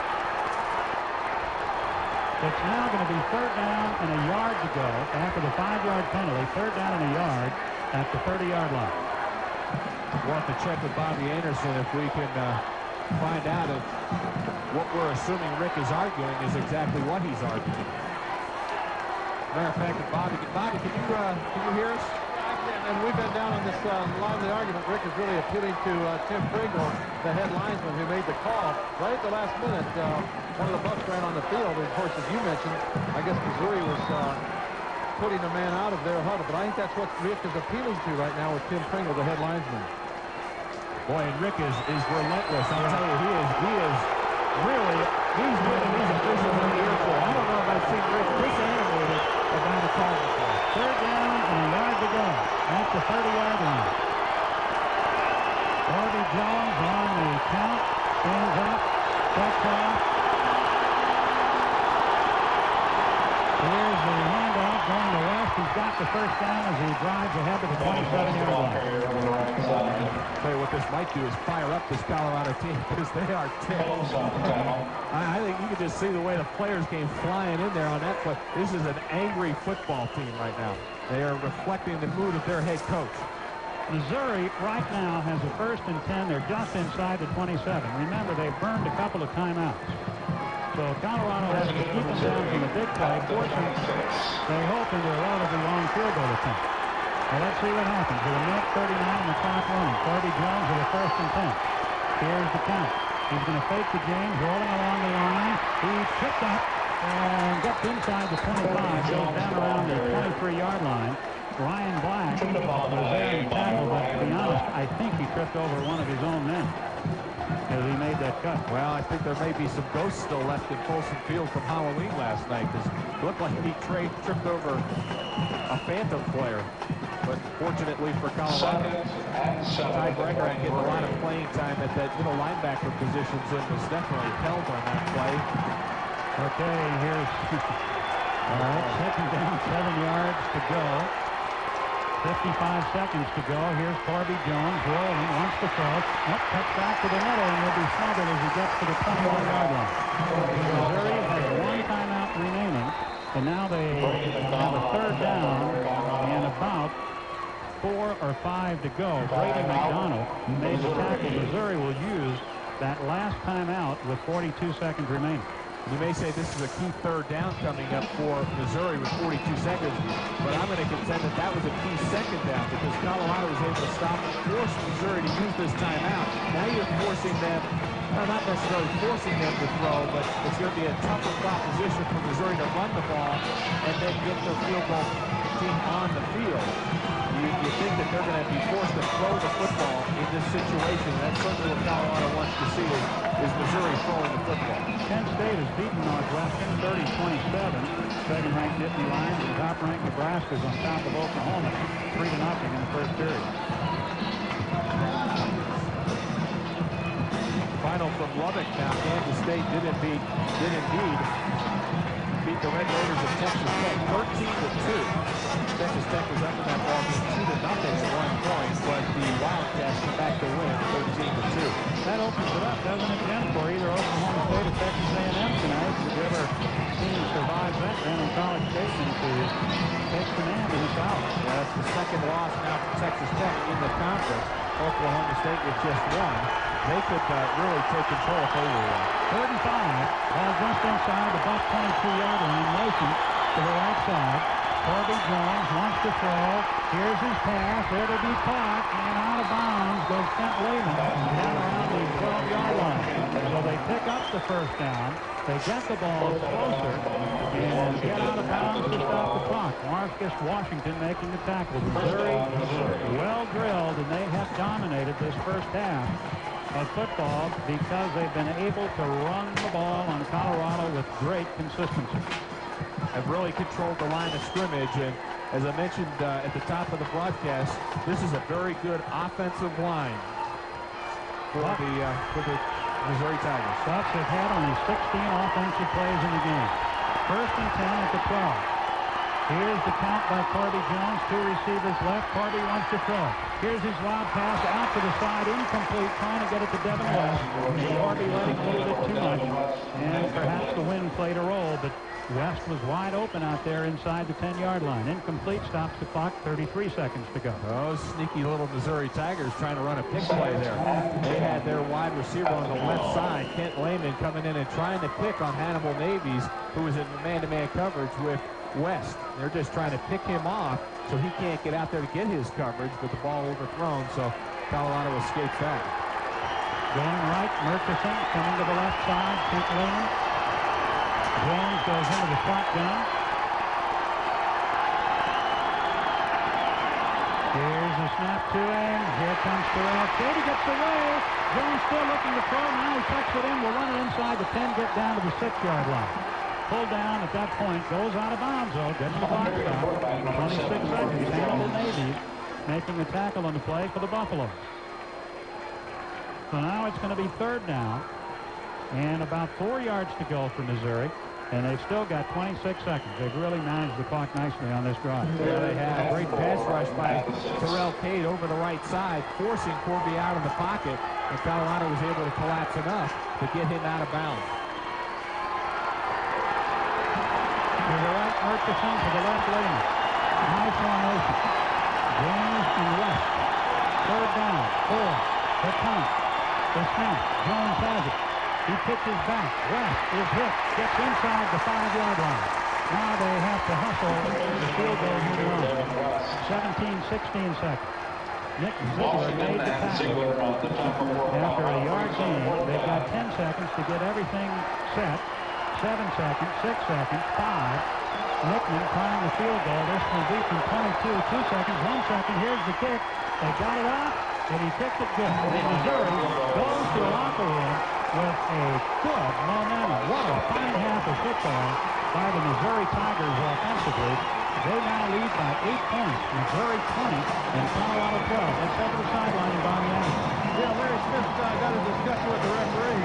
He's asking the question, Larry, your football team has controlled the ball the entire first half. He's got a nice lead. That's what we got to do. We got to keep doing that. Okay, that's about all he's going to say to me. Back up to Zimmer, Jim. So much for him, huh? Thank you, Bobby. It is indeed been Missouri's half. Colorado has done a couple of good things offensively, but simply unable to shut down Missouri's run. And the Tigers have got the field. They shouldn't be running one off. So regardless, Colorado has struggled here in the first half. Colorado will get the second half kickoff, and Ben Kelly always makes it exciting. And let's see what Nickman does now as they've going to move Kelly around. And Nickman's going to come up to the ball, and he's going to kick it along the ground. Going to take a big hop to Kelly. Here comes Ben. He's going to go outside. He's got a block. Cuts back to the middle. Cuts back outside. Comes over the 35, over the 40. Will be pulled down all the way up at the 46-yard line. You can't get it away from him. Oh, man. Missouri's doing everything they can to keep the ball away from Ben Kelly. kicking it along the ground, and Ashworth did a very smart thing. He could have taken that ball at about the 25 or 30-yard line, but he let it go by and let it go to his terrific return man, #1 return man in the country, Ben Kelly, and another great starting point for Colorado field position-wise. Yeah, they have had great field position, and they've got to take advantage of it this time. First down at the 46-yard line. Hessler is giving it off to Herschel Troutman. Troutman gets to the line of scrimmage. No. I don't know why Colorado's really struggling to run the ball against this team. So it's not a team that's a stout run defense. They give up 178 yards a game. They're 8th in the Big 12, 81st in the country. They're not an especially big defense. They've got some quickness in the defensive back position, but Colorado just seems to be missing blocks and not able to sustain blocks on this defense for Missouri. Gain of a yard, 2nd down and 9, ball at the 47-yard line. And here's the snap to Hessler, takes the quick drop, passes out into the flat. Troutman's got it up the sideline, across the 45, across the 40, and he's down about the 38-yard line before he's bumped out of bounds by the Tigers on that far side. And the guy who got down there to make the tackle on him was Barry Odom. So that's a good game, as just a little flare pass out to the side, and Troutman gets it down to the Mizzou 38. Yeah, on the other hand, Colorado's getting great protection for John Hessler. He has really not been pressured too much. He stepped up into the pocket and caught Herschel Troutman on the dead run on the left side and had the nice gain. He's been off the mark on some of his passes. 2 receivers out, 1st and 10 at the 38. And here's the fake to Troutman. Hessler rolling and passing downfield, and it is knocked down at the last moment. And intercepted. It was intercepted. The ball is intercepted in the end zone. It's a touchback. Missouri will have it at the 20.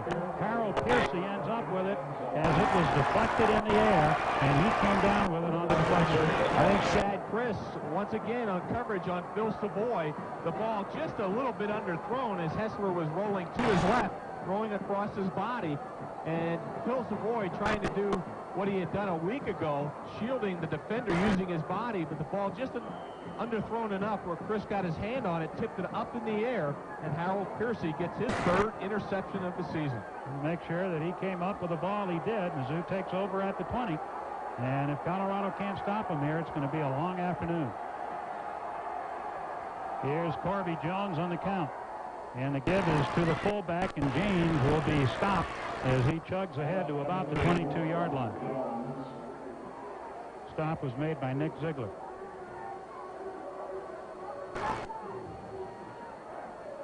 First down at the, or actually 2nd down now at the 23-yard line.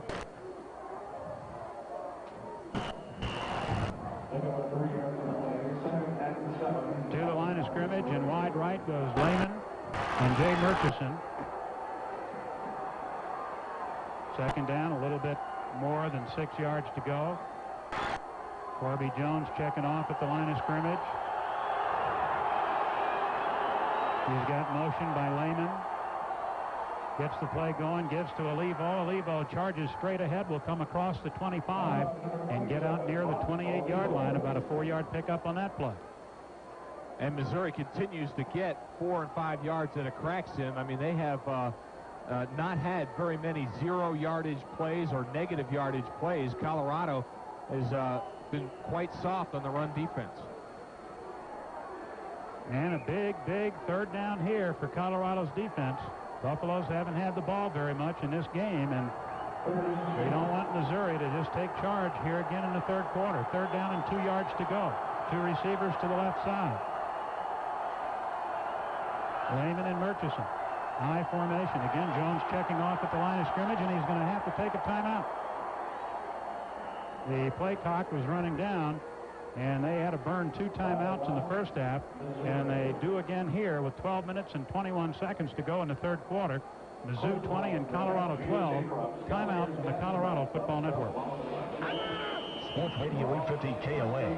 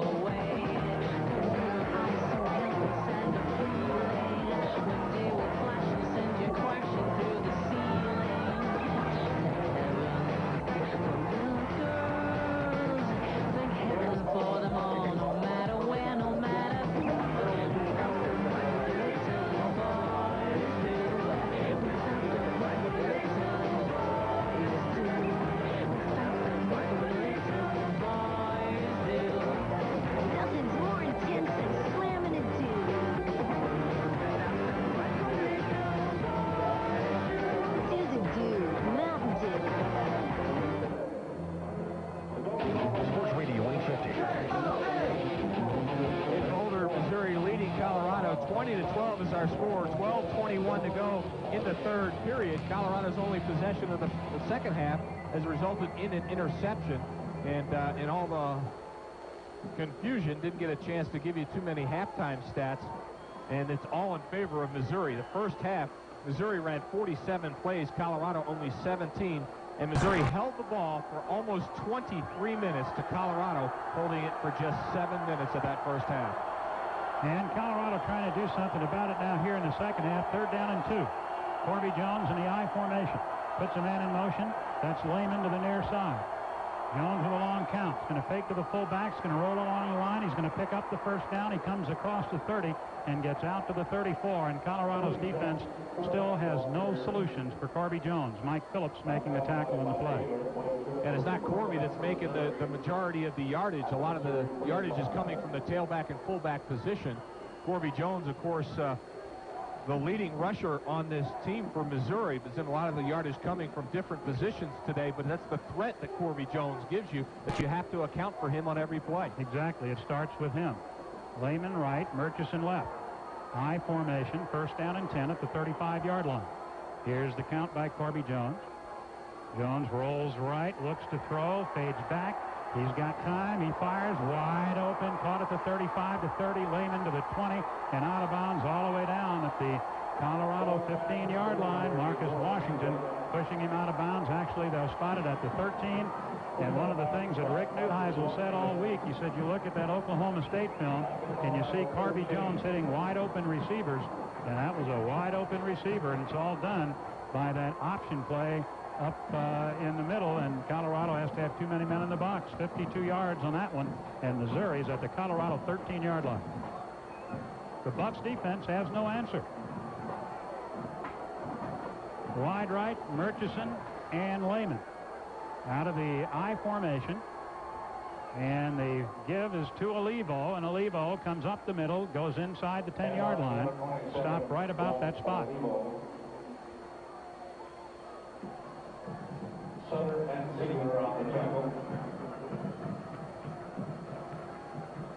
The gain of 3 yards on the play, 2nd down.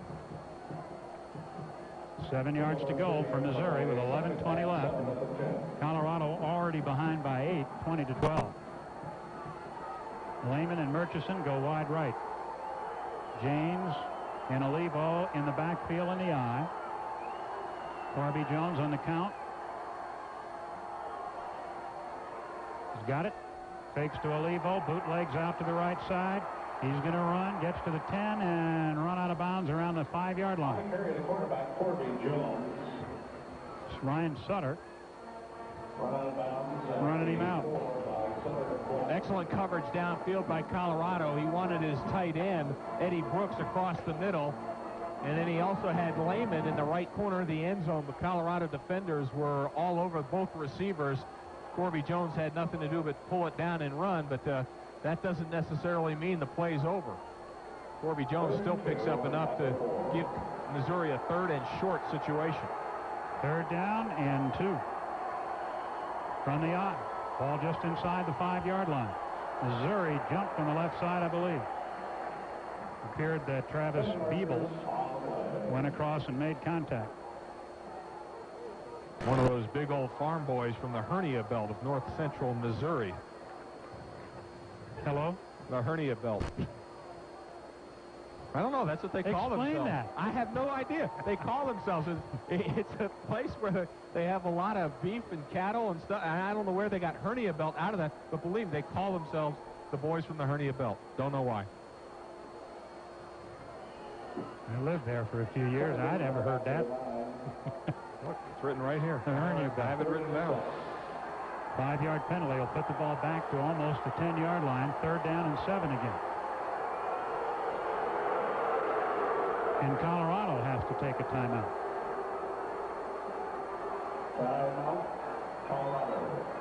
Well, the Buffs call a timeout with 10 minutes and 44 seconds remaining. We're in the third period, and the score is 20-12.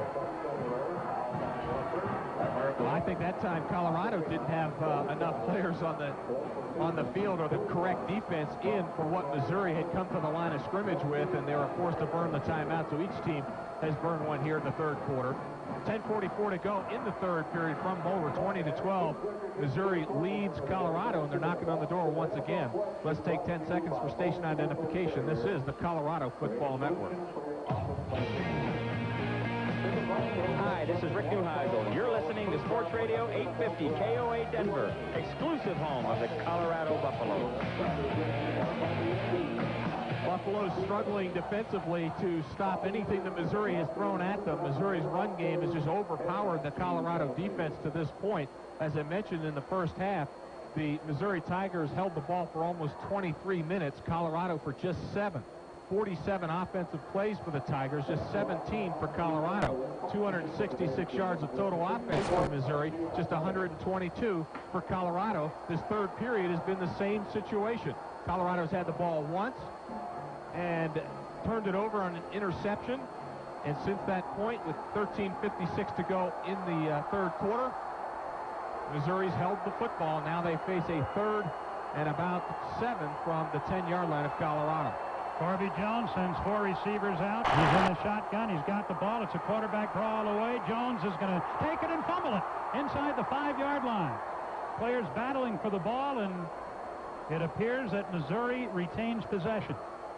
Jones taking it inside the 5, fumbled the football, and he was able to get on it. Question is it a first down? It'll be close. They'll bring the chains out to measure, but I would not be surprised that even if it's not, it'll be Missouri would probably go for it on 4th down. Missouri has done a great job of mixing up their formations.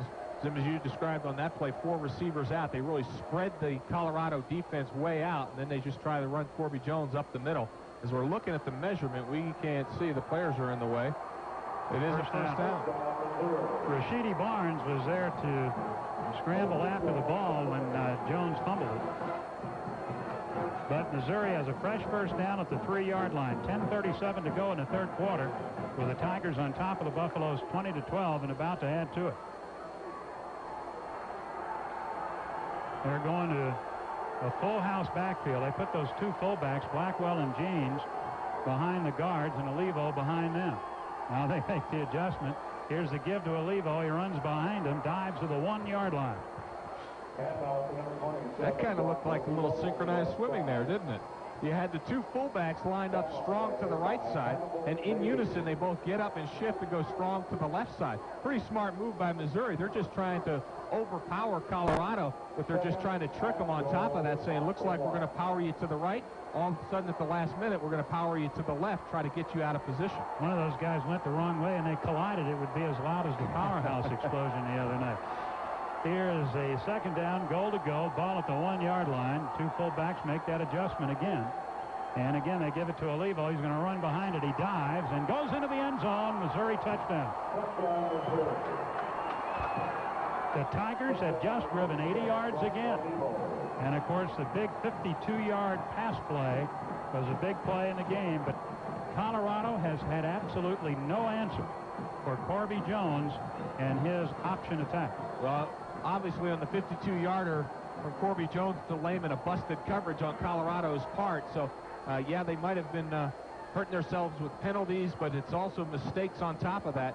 Colorado is just killing themselves with mistakes and penalties. Here's Nickman with the extra point. It's good, and the Buffaloes have a long hill to climb. 9 minutes and 40 seconds remaining in the third quarter, and Colorado just hasn't had the ball all that much. They're behind 27-12 to Missouri. Timeout on the Colorado Football Network. 4:16 off the clock. It's capped by a 1-yard run from Rock Olivo. He gets his eighth touchdown of the season, and the Tigers now up 27-12.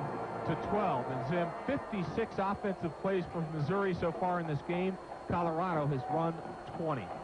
Most exciting thing for Colorado is Ben Kelly. He's had 2 big kickoff returns again today, and they've been trying to keep the ball away from him. This time they kick it to the other side. Grabbing it is Ashworth, comes up the sideline over the 30 and comes to the 35-yard line in Missouri, really trying to keep it away from Ben Kelly. And as a result, though, Colorado with great field position again. They have started drives in this ball game now at their own 35 right now, their own 46. Missouri's 48, their own 35, and their own 47. So great field position. Not just good, but great field position for the Buffs, but they have not taken advantage of it. Last two possessions have ended with pass interceptions, both of them on tipped balls.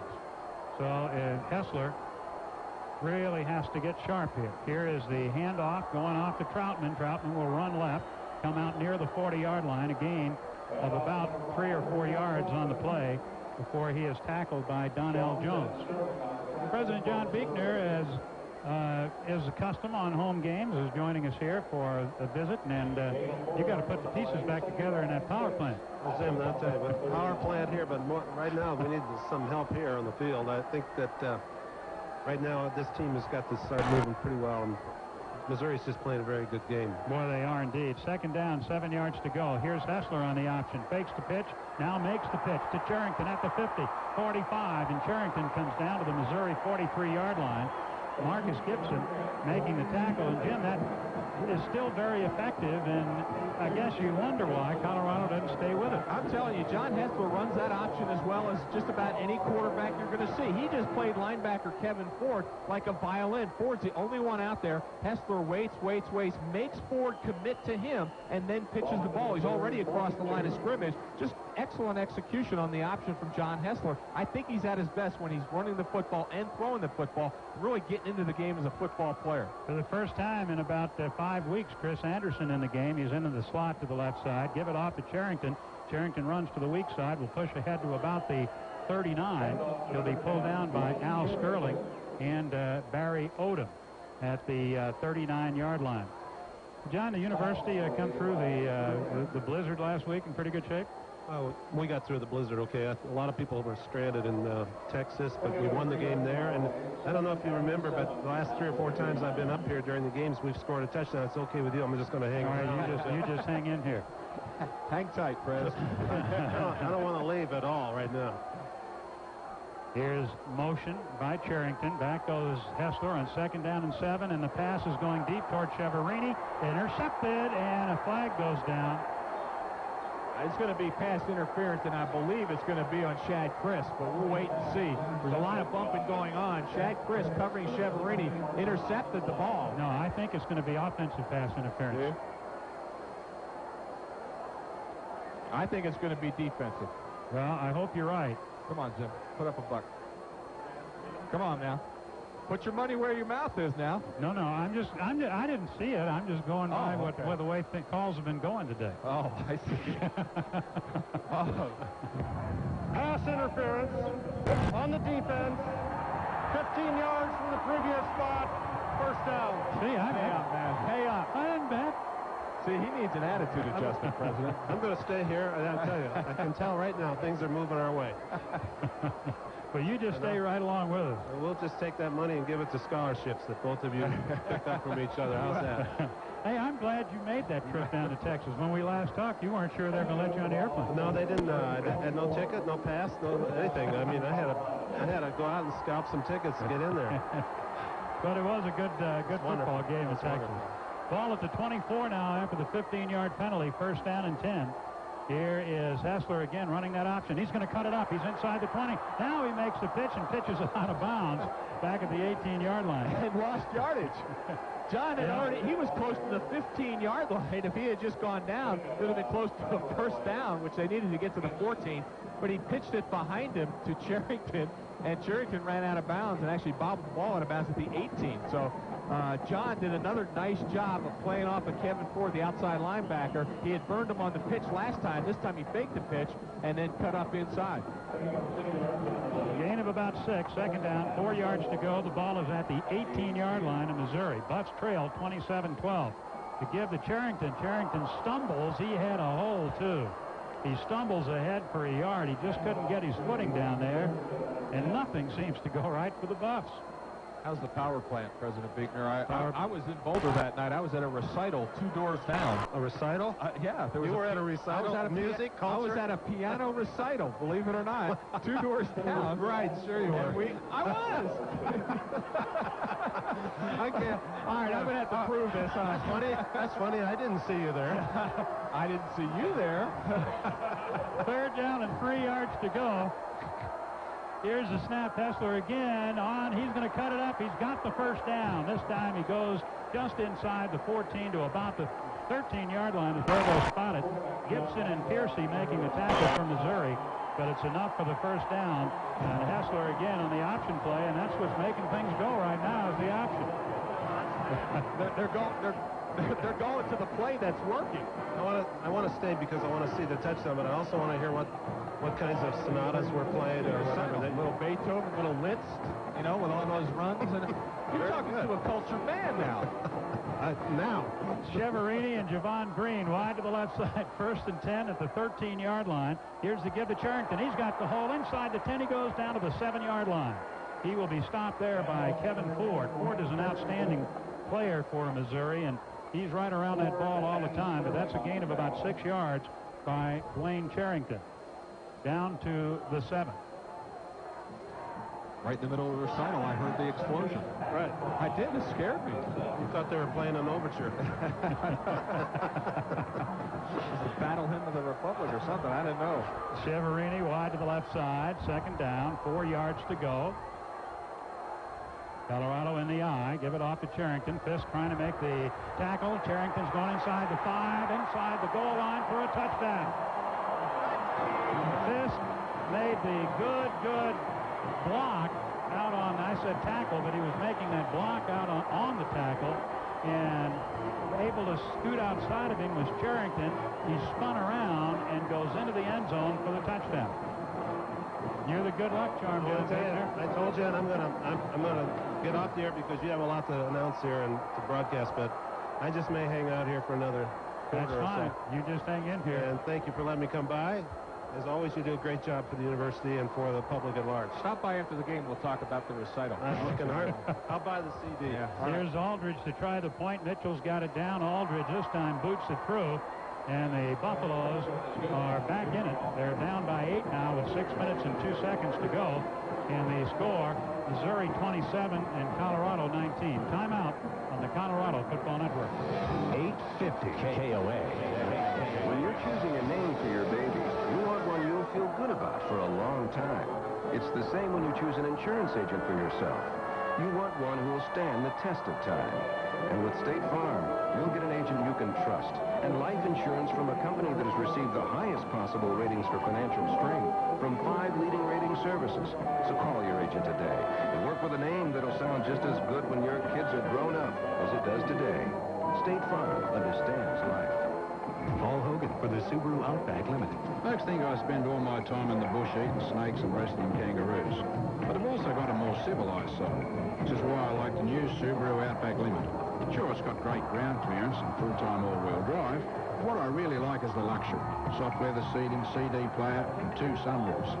The Subaru Outback Limited is more refined. Like myself, really. Sounds like dinner's ready. Test drive the world's first sport utility wagon at your Subaru dealer. Sports Radio 850 KOA. Back in Boulder, 27-19 now. Colorado continues to trail, but they have just cut the lead by 7 points. Colorado goes 65 yards in 8 plays, 3:38 off the clock. A 7-yard run by Dwayne Charrington. 6:02 to go in the 3rd period. Colorado now trailing by 8. They have gotten a little bit of offensive rhythm going for the first time today, actually for the first time since their first couple drives in the ballgame early in the first quarter. Those 8 plays represent almost 50% of what their total play production had been up to that point in the ballgame. Up into that drive, Colorado had only run 20 plays in the game. They get 8 plays on that drive and go to 65 yards. Still trail it by 8. Missouri leading Colorado. Jason Leslie will kick off up to the ball. Here comes his kickoff, and Ross goes after it, but it's going to sail into the end zone. for a touchback. And Jim, we're joined now by the coach of the Colorado women's basketball team, Seal Berry. We got a look the other night at some of Seal's players. It's a very young team, but tell you what, Miss Graham looked pretty good. She can put in the three-pointers, can't she? That Lashina Graham, she had what was it, 13 or so three-pointers, 16 in the three-point shootout. We'll talk to Seal in just a moment, but the team looked pretty good at their basketball madness on Thursday night. Missouri again taking over at the 20, but they've been able to drive it down Colorado's throat. Let's see what happens here. Corby Jones in the I formation. Turns around, yells back to his backs. Got the ball, gives to Blackwell. Big haul over the middle, and Blackwell is pulled down by the safety, Brian Sutter. And Blackwell was about to get through there again. He ends up gaining about 9 yards out to the 29-yard line. Well, I think if we go back and look at what Missouri has done to Colorado, first down production has been outstanding for the Tigers. First down plays have put Missouri in second and third down situations that are short yardage situations, and that really has been the key to keeping their drives going. Ryan Black was shaken up on that play. He got up and left under his own power. Rashidi Barnes comes in to replace him. Ball just short of the 30. Second down, less than a yard. See if Jones wants to be fancy on this. He's got Blackwell and West in the I formation behind him. Here's the second down play, and he's going to give it to West. He's got the first down, gets to the 32-yard line, and that's where he's wrapped up by Nick Ziegler. Once again joined by Seal Berry, head basketball coach for the women's team here. And Seal, as we watched Basketball Madness last Thursday night, sure looked like your team was young, but we're not lacking talent. No, we definitely have some hype inside. As you notice, we've got quite a few post players, and I was really pleased to see that our older players were patient and getting the ball inside, and I got a little optimistic after watching it. Looked good. Ricky Ross wide right with Coleman. First down and 10. Ball just over the 32-yard line. Corby Jones bootlegging to the right. Tucks it in. Tartan to run, and will get back to the line of scrimmage and maybe get another yard. Out to the 34-yard line. Rashidi Barnes finally chasing him down. Nothing is easy. Seal, with a team as young as you have, do you have to coach any differently? Do you have to be more patient? Because, I mean, I don't think you have a senior on your roster, do you? Actually, I have 2 seniors that have been here 4 years, but I tell you what, I've been real patient for the first 11 practices, and today I lost it. You did? Yeah, today I did. I said, all right, the days of me being patient are over. That didn't last long, did it? Second down, about 8.5 yards to go. Missouri puts 2 receivers right. They're going to bring Coleman in motion to the near side. Here's the count by Jones. Jones faking to the fullback, rolling. Here's the pitch coming. Colorado. West is going to cut inside and get out to the 35, but the Buffs have that one pretty well covered. Mike Phillips bumping him down at the 35 along with help from Aaron Marshall. Gain of a yard on the play out to the 35-yard stripe.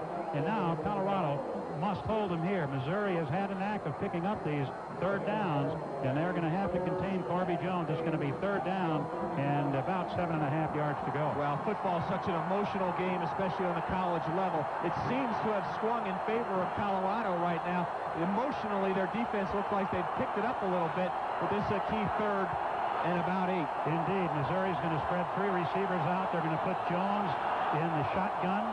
Here's the third down play. Jones has the snap. He wants to throw. Back he goes. He's looking deep. Now he's going to run. He's going to come to the 40. He's got the first down over the 45, and out of bounds he goes at the 48-yard line. They spread the field, and once again, Corby Jones delivers as he comes all the way out to the 47-yard line, and Missouri keeps the drive going. Not only does he make yards on the option, but when he pulls the ball down, when he has the opportunity to pass, can't find anybody open.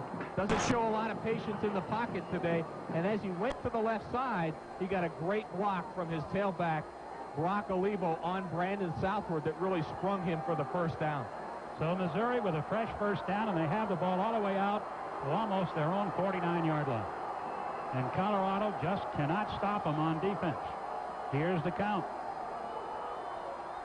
Jones giving to the fullback. Blackwell motors over the 50 and gets down to the 49-yard line, maybe the 48. Gain of about 2.5 yards on the play.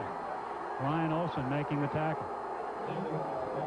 Well, Seal, before we let you go, your expectations for this season. Colorado has really had a top-notch program for a number of years with the young team. Can you continue to challenge for the Big 12? Yeah, it's really hard for me to lower my expectations. Yeah. And, you know, that's what I told the players today. I just can't. It's difficult to do, so we're going to shoot for first place. Second down and about 7.5 yards to go now for the Tigers. Two receivers go to the right side, Lehman and Coleman. Jones gives again to Blackwell, the fullback, and Blackwell just charges ahead, getting down near the 46-yard line. And again, Colorado has them in fairly long yardage. It'll be third down and 5 yards to go. Seal, you have a couple of exhibition games coming up. Right, we play next Sunday at 2 o'clock and the following Sunday at 2 o'clock against Athletes in Action and a team from Moscow. So hopefully we'll get some fans out there because our young kids definitely could use that support. And the regular season opens? November 22nd on a Saturday night against BYU at home. Okay. Third down and 5 yards to go. See if the Buffs defense can meet the challenge this time. They've got Blackwell and West in the I formation. And Jones rolling, pitching to West. West is hit at the 50-yard line and dropped for a loss. And for the first time in a while, the Buffalo's defense had stopped Missouri on third down. Brady McDonald leading the Colorado charge. And for only the second time today, Missouri will have to punt. Yeah, the first time was the first possession. First possession with almost 13 minutes to go in the first quarter. So within the first couple of minutes, Missouri punted, and this is only their second punt of the afternoon. Marcus Washington did a wonderful job of fighting off the lead block of the fullback and making Devin West, go back inside. They're not going to punt. They're not putting the punter in. Unless Corby Jones, we're expecting that he'll drop back. He's already punted once in this ball game, and indeed he will drop back to punt. Fourth down. He can do that pooch punt, and that's exactly what he's going to do. It's off the side of his foot and headed for the sideline. It's out of bounds up around the 31-yard line. So that's where Colorado will get it after they stop the Tigers. That was only a 15-yard punt, and that's really probably wanted a little bit more out of it. The Seal, we're looking forward, I know, to your season, and of course, the men open the same night as you have that second exhibition game, so basketball time is here, and we're certainly looking forward to it, and best of luck to you. Right, I appreciate it, and the KOA support. Okay, thanks so much. Seal Berry, coach of the Buffaloes. 55 seconds remaining in the third quarter as Colorado takes over at the 31. Here's Hessler. He's going to make the fake and bootleg out to the right side. He's got a man open. Here it comes. It's batted away at the last moment. And Javon Green was downfield, and it was batted away at the last moment by Missouri. Wade Perkins on the coverage on Javon Green as he came across the formation from across the field from right to left. John Hessler did have Javon Green open. He tried to use his body and shield Perkins away, but the ball thrown behind him a little bit, and John has really suffered from that through most of the afternoon, throwing behind receivers. Yes, he has. How much the wind has to do with that, I don't know. Second down and 10. Hessler running the option. They're coming up from behind, and nobody cut him off. That was Marcus Gibson, and Gibson just drags Hessler down from behind. Hessler didn't even know he was there. Yeah. When you think about blocking the option, you think you have to block toward the outside, and you do. But you have to cut off the penetration from the inside. That's how Marcus Gibson just came from the backside of Hessler. And as you mentioned, Zim, he couldn't even see him coming, really, from his blind side. And Marquise Gibson really gave John Hessler a ride to the turf. He rode him down hard. Sherrington's in at tailback. Just 10 seconds remain now in the third quarter. Colorado down by 8. Here's third down and 13. Give it off to Sherrington, running up the middle. And I don't know about that. They'll get it out to the 14-yard line. Neither do the fans. Well, and that's where the third quarter ends. Steve Erickson making the tackle for Missouri. And Colorado will open the fourth quarter having to punt. At the end of 3, the Tigers 27, the Buffaloes 19. This is the Colorado Football Network. 850 KOA. Steve Meyer, beer vendor, beer man. I've been Coors Light because it's special. It doesn't just have a brewery, it has a birthplace. A taste born in the Rockies.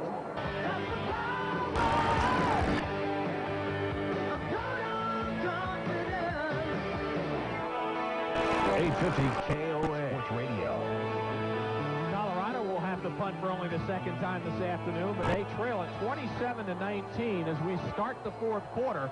This time it'll be Nick Peach punting the ball away. Was Andy Mitchell earlier in this ball game. Colorado in desperate need of a drive, cannot get it on 3rd and 13. They run the ball up the middle, do not get the first down, and are forced to punt. Here's a snap to Peach. And Peach booms one, but it's a line drive. Ricky Ross grabs it at the 25, comes to the 30, and will be down as he runs out to the 38-yard line. And that was a 42-yard punt, but a return of about 13 yards on it. Darren Fisk making the tackle. CU Athletic Department would like to thank Icon Office Solutions, the official sponsor of today's game.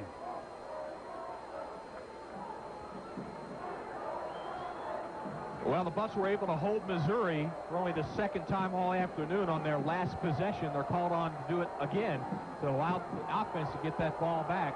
14:50 to go in the ballgame. Missouri on first down now. They've got Olivo back in there with Ron James. Jones pulls up, wants to throw. He's got a man down there, and it will be caught, and it may not caught, but a pass interference flag. You just know. You know when they go along, they're going to throw a flag anymore. I'm telling you, they've just got to do something. I'm not saying it didn't happen, but Ryan Sutter had some contact with the receiver downfield. Once again, it's Kent Lehman, who is third in the Big 12 in average yards per catch at 25.8. He's a big-time player. He had the 52-yarder from Corby Jones earlier today. That ball had a chance to be caught, and Sutter had pretty much a subtle move. Interference on the defense. 15 yards from the previous spot. First down. It was Ryan Sutter did not argue. He did grab. It was kind of subtle, but he did grab the left arm of Kent Lehman. And Jim, although it was kind of subtle, I'm going to have to say I think it was the right call. Okay. I think he grabbed his arm, and it was kind of shielded from us on the left side. I think he grabbed his arm, and Lehman just couldn't get his arms up to even attempt to make a catch. So we have seen so much pass interference, and they can't be interfering any more this year than they have in past years. First down and 10. Here's the give to Olivo. Olivo is running to the left side, and he will be dumped by Damon Wheeler as he gets over the 40-yard line and almost down to the 37. Just a straight-ahead isolation play. The fullback was able to get Mike Phillips out in the middle there. Another nice gain on first down for Missouri, and I think they're going to measure for a timeout. And while they do, and Colorado trailing 27-19 with 14:22 to go in the ballgame, let's take 10 seconds for station identification. This is the Colorado Football Network. Hi, this is Rick Neuheisel. You're listening to Sports Radio 850 KOA Denver, exclusive home of the Colorado Buffaloes. Missouri's going to be just shy of the first down at the Colorado 37.5-yard line as Missouri is ahead 27-19 on that pass interference penalty. Colorado's now on the previous play that got Missouri the previous first down was the 7th penalty on Colorado for 80 yards. So 80 yards of penalties for the Buffaloes. 20-0 now. Auburn, number 11, in the process of being upset. Actually, that's a final. As a matter of fact, Auburn not only loses, but is shut out by Mississippi State. The final 20-0. That's our Subaru scoreboard update. Second down, less than a yard for the Tigers. Corby Jones under center. And Jones rolling along the line, wants to throw. He's throwing deep, and it's caught by Lehman. Wide open, touchdown. Lehman pulled it in about the 12-yard line, went down the sideline. Great pattern. Lehman came from the near side, went all the way across the field, and was never picked up. And Jones was able to get it to him. Well, it's the same exact play that went for 52 yards just moments ago. That was the key to Missouri's previous touchdown earlier in the third quarter. And that one I thought was just a broken coverage by Colorado. Same exact play, same exact result. He's wide open. I don't know if it's a broken coverage or just bad coverage by Colorado. Murchison to hold, and Nickman tries the extra point. It's up, it's good, and Missouri now leads it by the score of 34-19 with 14 minutes and 5 seconds to go in the game, and the Tigers just playing with a lot of confidence down there. Corby Jones. 34-19, Missouri leads after the 37-yard Corby Jones to Ken Lehman pass. Capped a 62-yard drive. It only took 2 plays and 45 seconds. Colorado now finds itself in a pretty deep hole. They need 2 scores to get back into this ball game. And it seems like whenever a team finds a play they can exploit for Colorado, they exploit it a lot in one game. We saw Michigan do it, and now Missouri do it. Here's the kickoff again along the ground. It'll be fielded up around the 30-yard line and to the 35 as the Buffaloes' Ty Gregorak ran that one back. We're not about to give that ball put it deep enough for Kelly anymore. But Colorado has failed to take advantage of the good field position that they have been blessed with all day. And again, this one up around the 36-yard line. Their worst field position was on the opening kickoff, or the opening possession when they had the 29. And they went 71 yards in 6 plays for a touchdown on that one. Well, Hessler's got to crank it up, and he's been unable to do that. It's not been a good game for John. Here's the quick pass to the side. It will be caught and driven out of bounds is Phil Savoy right at the 46-yard line. It looks like it'll be about a half-yard short of a first down. Well, 2 things Colorado wants to do is on offense, they just don't want to panic right now. Yes, they're 2 scores down, but there's still plenty of time to go in this ballgame, almost 14 minutes. And on defense, they've got to stop Missouri, not just from points, but they got to stop the long drives from Missouri. Chris Anderson is wide right. Here's the give to Troutman. Troutman's going to motor up over the 50-yard line. He needed about a half yard for the first down. He got that and some change. Kevin Ford making the tackle. So it's a first down for the Bucs just inside Missouri territory. One other surprise score in the nation, number 14, Georgia leads number 6, Florida, 14-3. That game at the half. First down. Bucs just inside the 50. Hessler is going to try the reverse, and he wants to throw. That's Toller. Cheverini's got the pass at the 25-yard line and out of bounds at the 24. He pitched back to Robert Toller, and Toller, a southpaw, unleashes the pass to Cheverini open at the 25-yard line, and Harold Piercy was right there, however, and what usually on a trick play, you want it to go all the way. I think Colorado will take the 25 yards. Yeah, and Toller's a former quarterback. He came to Colorado as a quarterback, although they had ideas that he would probably end up as a wide receiver. Was a great quarterback at Long Beach Poly High School in Long Beach. So the Buffaloes with a 1st and 10 at the Missouri 25. Here's the count by Hessler. He's going to give it to Troutman. Troutman finds a bit of a hole, squeezes through, gets down near the 21-yard line. Gibson making the tackle on the play for Missouri. Tough sledding for Colorado up the middle so far in this ball game. Not a whole lot of yardage there, although Troutman gets a decent first down gain. It's in the time of possession after the 3-quarter mark was in favor of Missouri, 32 minutes to 13 for Colorado. It's hard to describe how they have dominated the line of scrimmage and how they've dominated this clock. Toller is in the ball game again and lined up wide to the left side. The referee stops play here for just a moment. Cheverini is inside Toller. Savoy's wide to the right side. 2nd down and about 6 yards to go for the Bucs. It's a long 6. Give it off to Troutman again. Nope, it's a bootleg. Hessler trying to get away and can't. He'll be tackled up back at the 26. He faked to Troutman and kept the ball, and Missouri wasn't fooled, and Hessler is dropped back at the 26-yard line. Well, that was the same play that John had gone 18 yards on in the second play. Excuse me, was it their first drive or second drive? I can't remember, but it was their second drive. They got a touchdown. He got down to the 1-yard line on a naked boot. What Missouri did was they adjusted. They remembered that play, and Marquise Gibson was there to stop Hessler. Now Hessler on 3rd down and 11. Needs a big play. Colorado probably in 4-down territory here at this point in the game. Back goes Hessler. And he's got the time. Here's the pass out to the side. Caught by Chavarini at the 20. Dives inside the 15. He's got the first down, I believe. It'll be close. Down and right around the 14-yard line. He's just inside the 14. The chains are on the other side. And they're going to bring him all the way across to make sure. And while they do, that was Shad Chris on the tackle there. The CU men's basketball team starts the season Thursday night. An exhibition contest against the Basketball Travelers. Tip-off scheduled for 7 p.m. at the Coors Events Conference Center. For season tickets for Bucks men's and women's basketball, call 49-BUCKS. Around the Big 12-1 final, Kansas State has beaten Texas Tech 13-2. At halftime, Nebraska leads Oklahoma 34-0.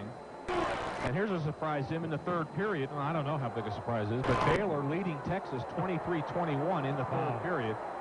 Kansas leads Iowa State. That score 34-10, that one in the third period. Later today, it's Oklahoma State at Texas A&M. That is our Air Touch cellular calls around the Big 12. It is a first down for the Bucks, who are right up to the line of scrimmage. Remember, last week, Missouri had a 30-7 lead on Oklahoma State. And the Cowboys caught them in the fourth period. So Colorado hoping for a similar rally. Here's the handoff, a deep one to Troutman. Trying to swing outside, but he's cut down by Barry Odom on the corner. Had he gotten by Odom, he should have been able to go into the end zone, but Odom made a good tackle. Comes off the block of Ryan Johanningmeyer, and Odom just is able to play off of that block. Again, the offensive line not sustaining the blocks up front. Odom makes a nice adjustment to get off the block and make the tackle. Couple other scores in the second period out in Vegas. CSU 14-13 over UNLV, and Wyoming 20-10 over San Diego State. That's also in the second period. Here it's second down and 8 yards to go now for the Bucks. Back goes Hessler with time out to the side. It's caught by Stiggers inside the 10. Scoots ahead over the 5 and is finally pushed out of bounds right at the 5-yard line. Nice play by Stiggers after he got that ball.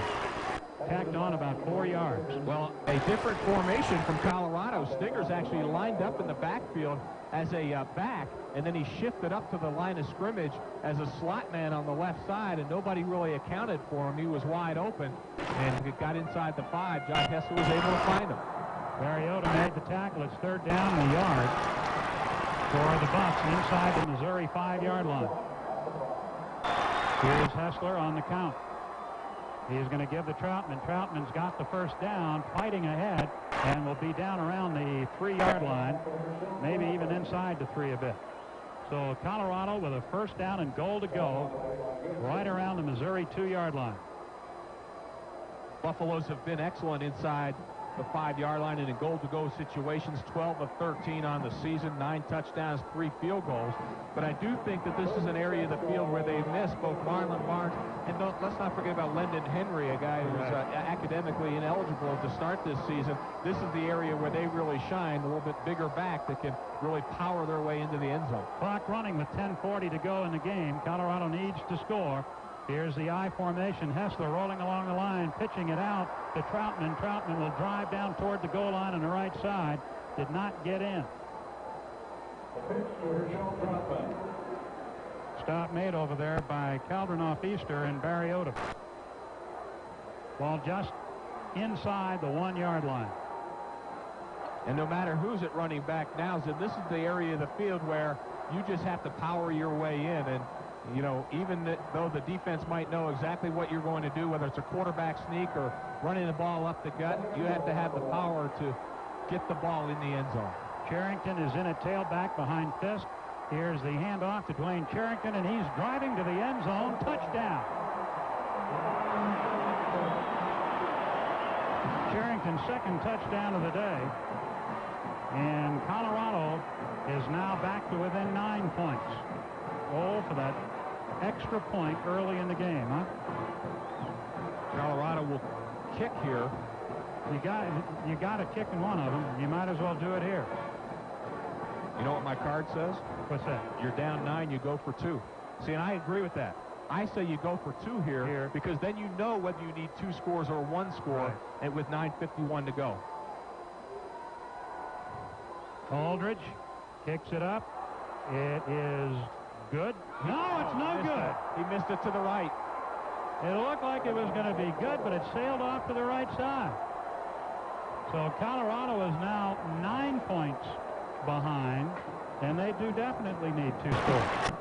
9:51 remaining, and it's Missouri 34-25 over Colorado. This is the Colorado Football Network. Sports Radio 850, KOA.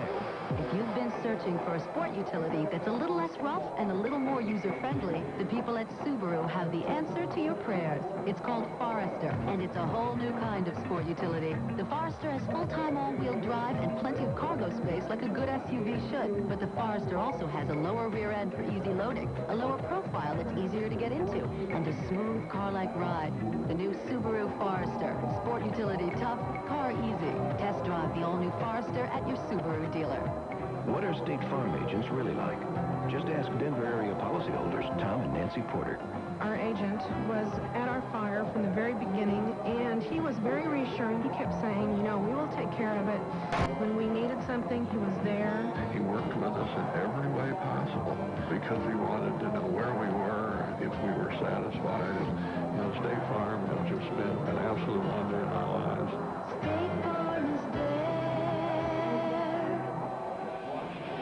Sports Radio 850 KOA. Second extra point of the afternoon. Jeremy Aldrich is a little bit wide right on the extra point. Colorado still trails it by 9. 34-25 is our score. Missouri leads Colorado. 9:51 to go in the ball game.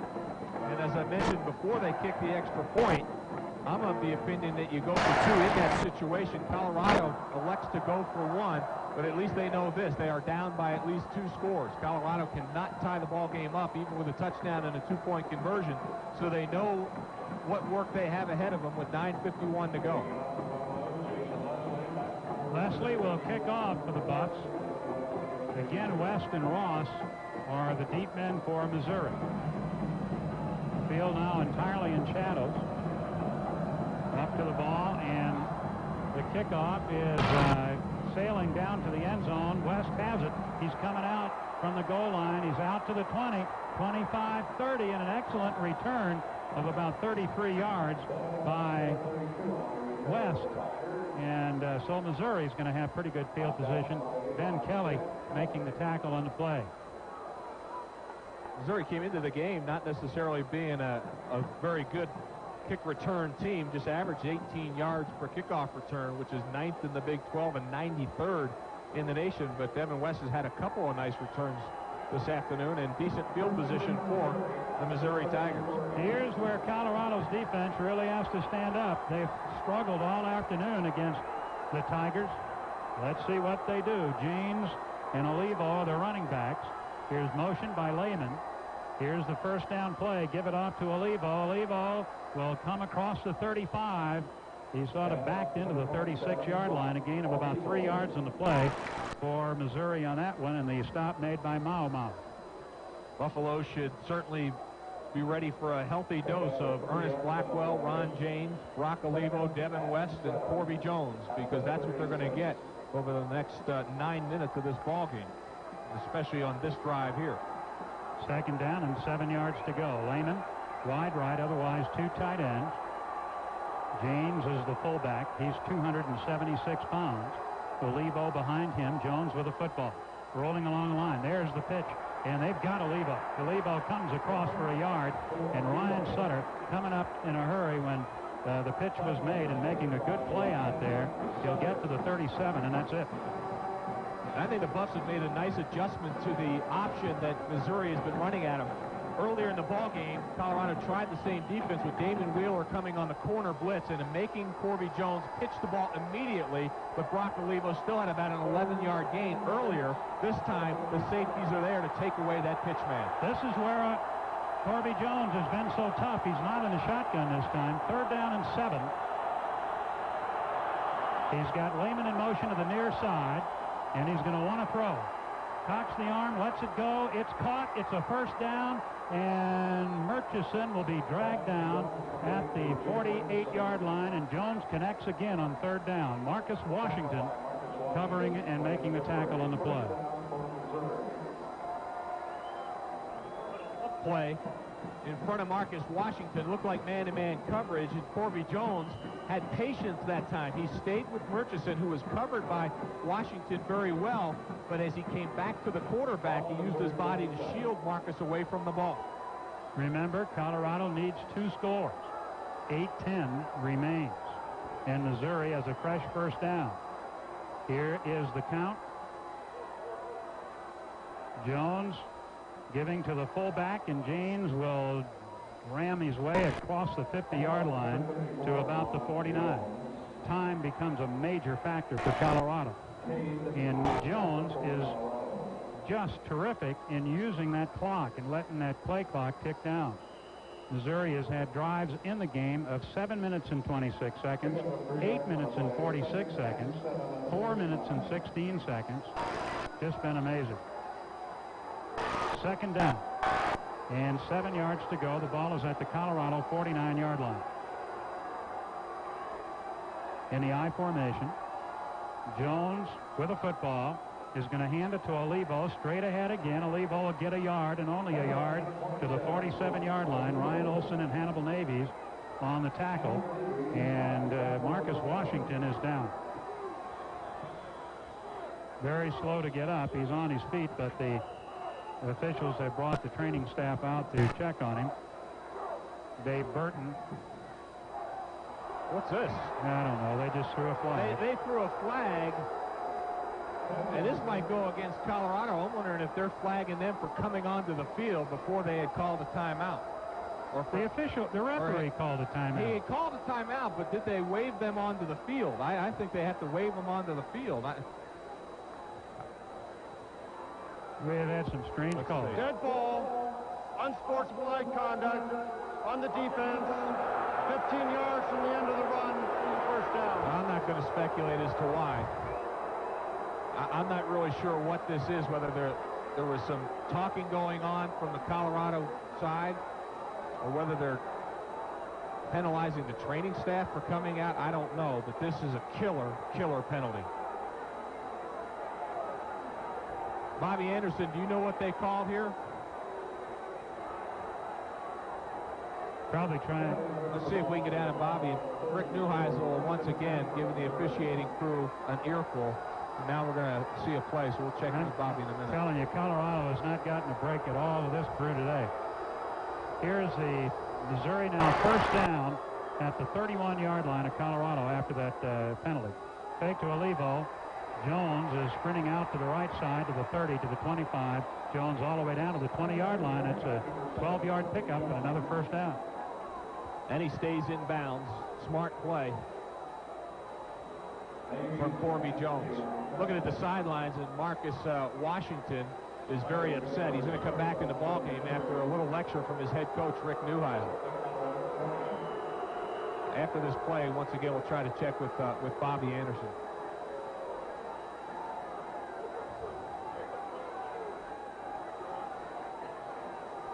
Ball at the 20-yard line, 1st and 10 Missouri, just 6:35 remaining. And the Tigers on top, 34-25.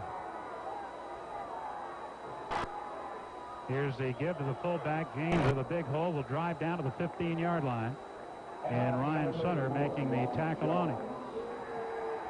Well, it's certainly crucial for Colorado to hold them to a field goal as opposed to a touchdown. But anyway, let's go down and talk with Bobby Anderson. Bobby, you know what that unsportsmanlike was all about? No, I don't know what it was about, but it was on Ryan Black. It was not on Marcus Washington. Dave Burton had told me that they were just bringing him off the field. They called it on Black. A little bit of excitement here on the sideline. I think AJ's trying to appeal to Marcus, and so things are a little unraveling a little bit down here, back upstairs. Second down, 5 yards to go. The ball at the Colorado 15-yard line. Corby Jones on the count. Here's a snap. The give to Olivo, big hole. He drives inside the 10. He's down for a first down, or close to a first down at the 9-yard line. Mike Phillips making the tackle. It will depend upon the spot. I think it's enough.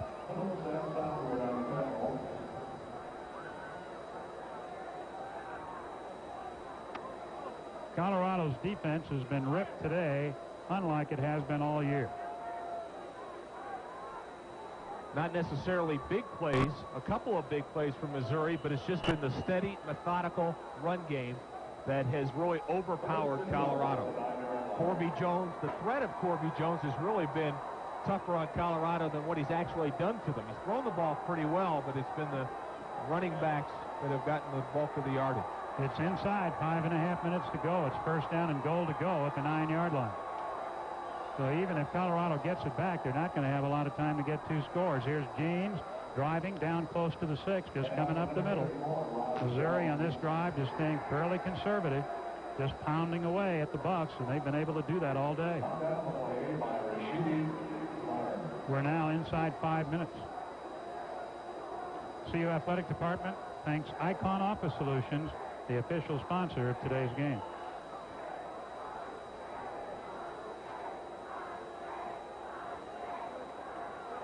The Missouri Tigers trying for their 3rd win in a row. It would be Texas, Oklahoma State, and Colorado, and 2 of those on the road. Second down, goal to go, ball at the Colorado 6-yard line. And Jones rolling, pitching, and Olivo's going to go to the end zone for a touchdown, and that'll about do it. And again, another big 15.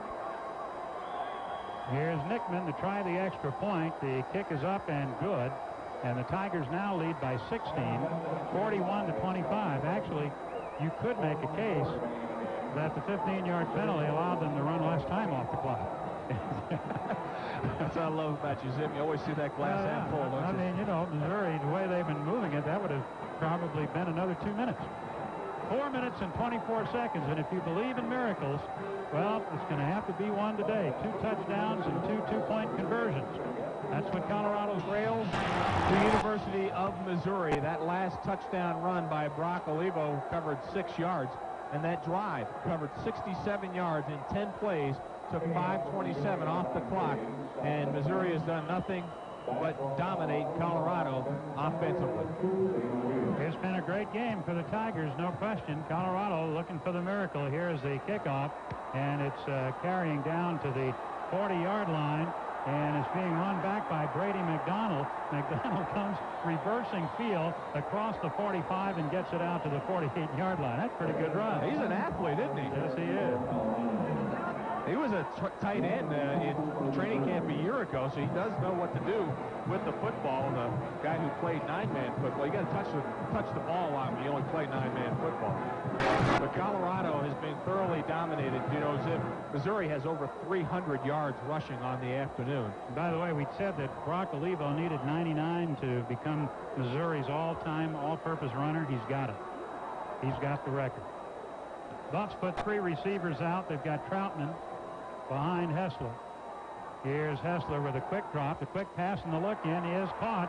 And coming down to the 40 is Green down to the 36-yard line. Javon Green making that making the catch and going all the way down to the 36. Colorado started with that quick drop, quick pass on the slants, and they went away from it. It was successful early on. Wade Perkins made that tackle. Colorado with no huddle. At the 36, Hessler goes back, has time, drops it out to Troutman at the 30, Troutman to the 25, Troutman gets it down to the 22-yard line, and that's where he's pulled down. Stop made again by Wade Perkins. Well, quick score here. Colorado still within 16 points. Means that they could get 2 touchdowns, 2 two-point conversions and tie this up. A little under 4 minutes to go. They need a quick score here. Exactly, and that's what we said. If you believe in miracles, the arithmetic is right if they can execute. Hessler's going to the end zone with it. It ought to be a touchdown. It is. Marcus Stiggers makes the catch, and that's his 2nd of the day. In just 3 plays, Colorado answers. So 3:52 on the clock, and they trail now by 10. Yeah, by 10, so they need a 2-point conversion here to pull to within 8 and still within 1 score of tying it up. And then Colorado will have to try, I suspect, the onside kick. You got time if you could count on stopping Missouri, but they haven't done it all day. So I'm sure they want to get the ball back, but they need the 2 points first. So let's not get ahead of ourselves. They absolutely need the 2-point conversion. They're down by 10. They've got 3 receivers out. Savoy is going to come in motion. That gives him trips to the right side. Kessler looking, throwing, caught, but not in. It is not executed. He threw and completed it to Savoy, and Savoy was knocked down and out of bounds at the 1-yard line. So the Buffaloes are still 10 points down. So now they need 2 scores. Join us after the game on Sports Radio 850 KOA Denver. 318 yards rushing by Missouri. 11 third-down conversions in this ball game has helped them to a 10-point lead. Colorado has just scored. They went 52 yards in just 3 plays and took 32 seconds. Now they have to try the onside-er. They're down by 10, 3:52 to go in the ball game. Missouri's got the good hands people up there. Here comes the try. They're trying to put it up in the air, but right to Ross, and Ross grabs it at the Colorado 44-yard line. Not well executed by Jason Leslie. No, he's kicked it right along the hash mark. You got to try to get that ball to the sideline, and he kicked it right to a player standing on the hash mark. The ball has to travel a lot further, and Colorado never even had a chance to collect that one. So Missouri takes over at the Colorado 43-yard line, and the Buffaloes need to force a big play on defense. They have not gotten a turnover today. They thought they did, but were penalized for having 10 men on the field, or 11 men on the field.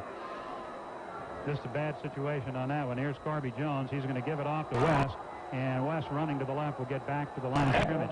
So they'll be discussing that play, what happened on it. Marcus Washington intercepted a pass and actually ran for a touchdown. Hannibal Navies was hurrying off the field, and the officials thought that Bucks had too many men. A check of the tape at halftime showed that while Navy shouldn't even been hurrying off the field, he was the 11th man. He was the 11th man, but Tim, I don't think that Colorado's going to be able to blame this loss on that. I really don't. Not. I think it's certainly going to be a key play in this ball game. But there's 2 things. Colorado really got outplayed in this ball game to this point. I mean, badly outplayed. And number 2 is, even if he was only the 11th guy, they were confused, ran right off the field, right in front of an official, not excusing that the official made the bad call. But Colorado was only going to have 10 players on the field anyway. They were confused, and another mistake by Colorado. The Buffaloes took a timeout to stop the clock, and they have 1 timeout remaining. With 3 minutes and 41 seconds, Missouri is going to have a second down and 10. But by not getting that 2-point conversion, and things just went wrong from the very beginning. Colorado got a touchdown. They got a celebration penalty. Had to kick the extra point from 35 yards out and didn't make it. And the arithmetic, they've been just playing that mathematical game, trying to catch up all afternoon, having to go for 2 points on 2 occasions. Now they trail by 10 with just 3:41 remaining. Missouri with 2nd and 10. Jones is going to fake the Blackwell. He's going to bootleg out to the right side, and he's going to get around the corner and come all the way down to the 34-yard line. Hannibal Navies making the tackle. Terrell Cade had a shot at him for a loss, and Corby Jones just showed his speed and ran right around Terrell. Let me give you a couple of scores from top 25 action. Number 1, Nebraska now leading Oklahoma 41-0 in the 3rd period. Penn State has beaten Northwestern. Close game though, 30-27 was that final. Another final, number 4 Michigan has beaten Minnesota 24-3, and number 8 Tennessee has beaten South Carolina 22-0. That's your Subaru scoreboard update. 3rd down and a yard for Mizzou. We've got the 2 fullbacks in the game right now. And Blackwell's going to get it. He's going to get the 1st down. He's going to go inside the 30 and get down to the 27 to 26-yard line before he is pulled down. 2:45 remaining. Colorado can stop the clock one more time. Time to tell you that today's broadcast has been made possible under rights granted by the University of Colorado. And while we're saying that, Nick Ziegler, player hurt for the University of Colorado. Ziegler down on the field. Any rebroadcast, retransmission, or any other use of the accounts and descriptions of the game without the prior written consent of the University of Colorado is prohibited. You know, while they're attending the Nick Ziegler, we'll take a 30-second break. The score is 41-31 Missouri. Timeout in the Colorado Football Network. Radio. Sports Radio. KOA. Colorado faces an insurmountable task unless they get a quick turnover. West is back in the ball game with James in the I formation. Give it off to West. He's finding a hole and will be driving down to the 20-yard line. Marcus Washington hits him and brings him down, but Missouri just relentless on that running game. And we've made some comments, or I have anyway, during the game about some of the penalties, the pass interference, and I just think they're, and it's on both sides, Jim, and I don't mean to say that it had anything to do with the outcome of this game, but certainly I think that the Big 12 really has to look at this, because I think they're taking away from the game by calling ticky-tack penalties. Officials have been a big part of this ball game. Yeah, they have. Second down and about 3 yards to go. And the give is to the fullback, Blackwell. He'll power his way ahead for a first down. And Missouri's got this one locked away. Ty Gregorak making a tackle on the play. With only a minute and 37 seconds remain as they move the chains. And Missouri has another first down. And it's at the Colorado 14-yard line. Minute 35. The Bucks can stop the clock one more time if they so desire. But all Missouri has to do right now is just hold on to the football, and they've got this one. Missouri will be 6-3. Colorado falls back to 4-4 with a great deal of doubt whether they can get to the required 6 wins to go to a bowl game. They needed this one. Here's the handoff to Blackwell. Blackwell still going, dragging a man along, and goes all the way down to the 5-yard line. Hannibal Navies finally getting him down. The Colorado Buffaloes say they have the football, but the officials aren't saying that.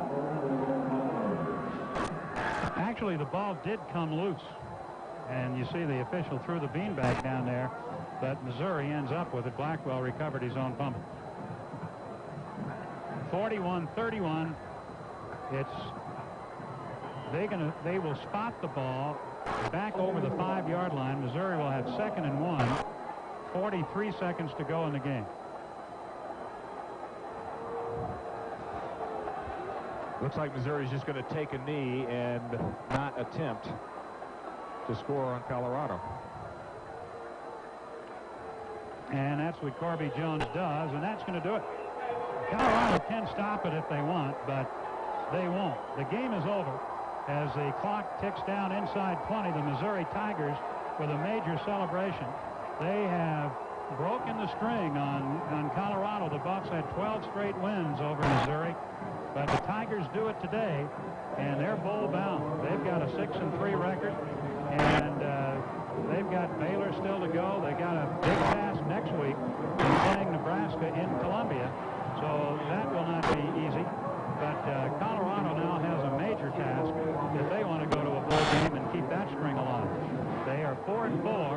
You need 6. And Colorado has Kansas State on the road. They've got Iowa State on the road. And the #1 team in the nation, Nebraska, the day after Thanksgiving. So a lot of steam taken out of Colorado's drive in the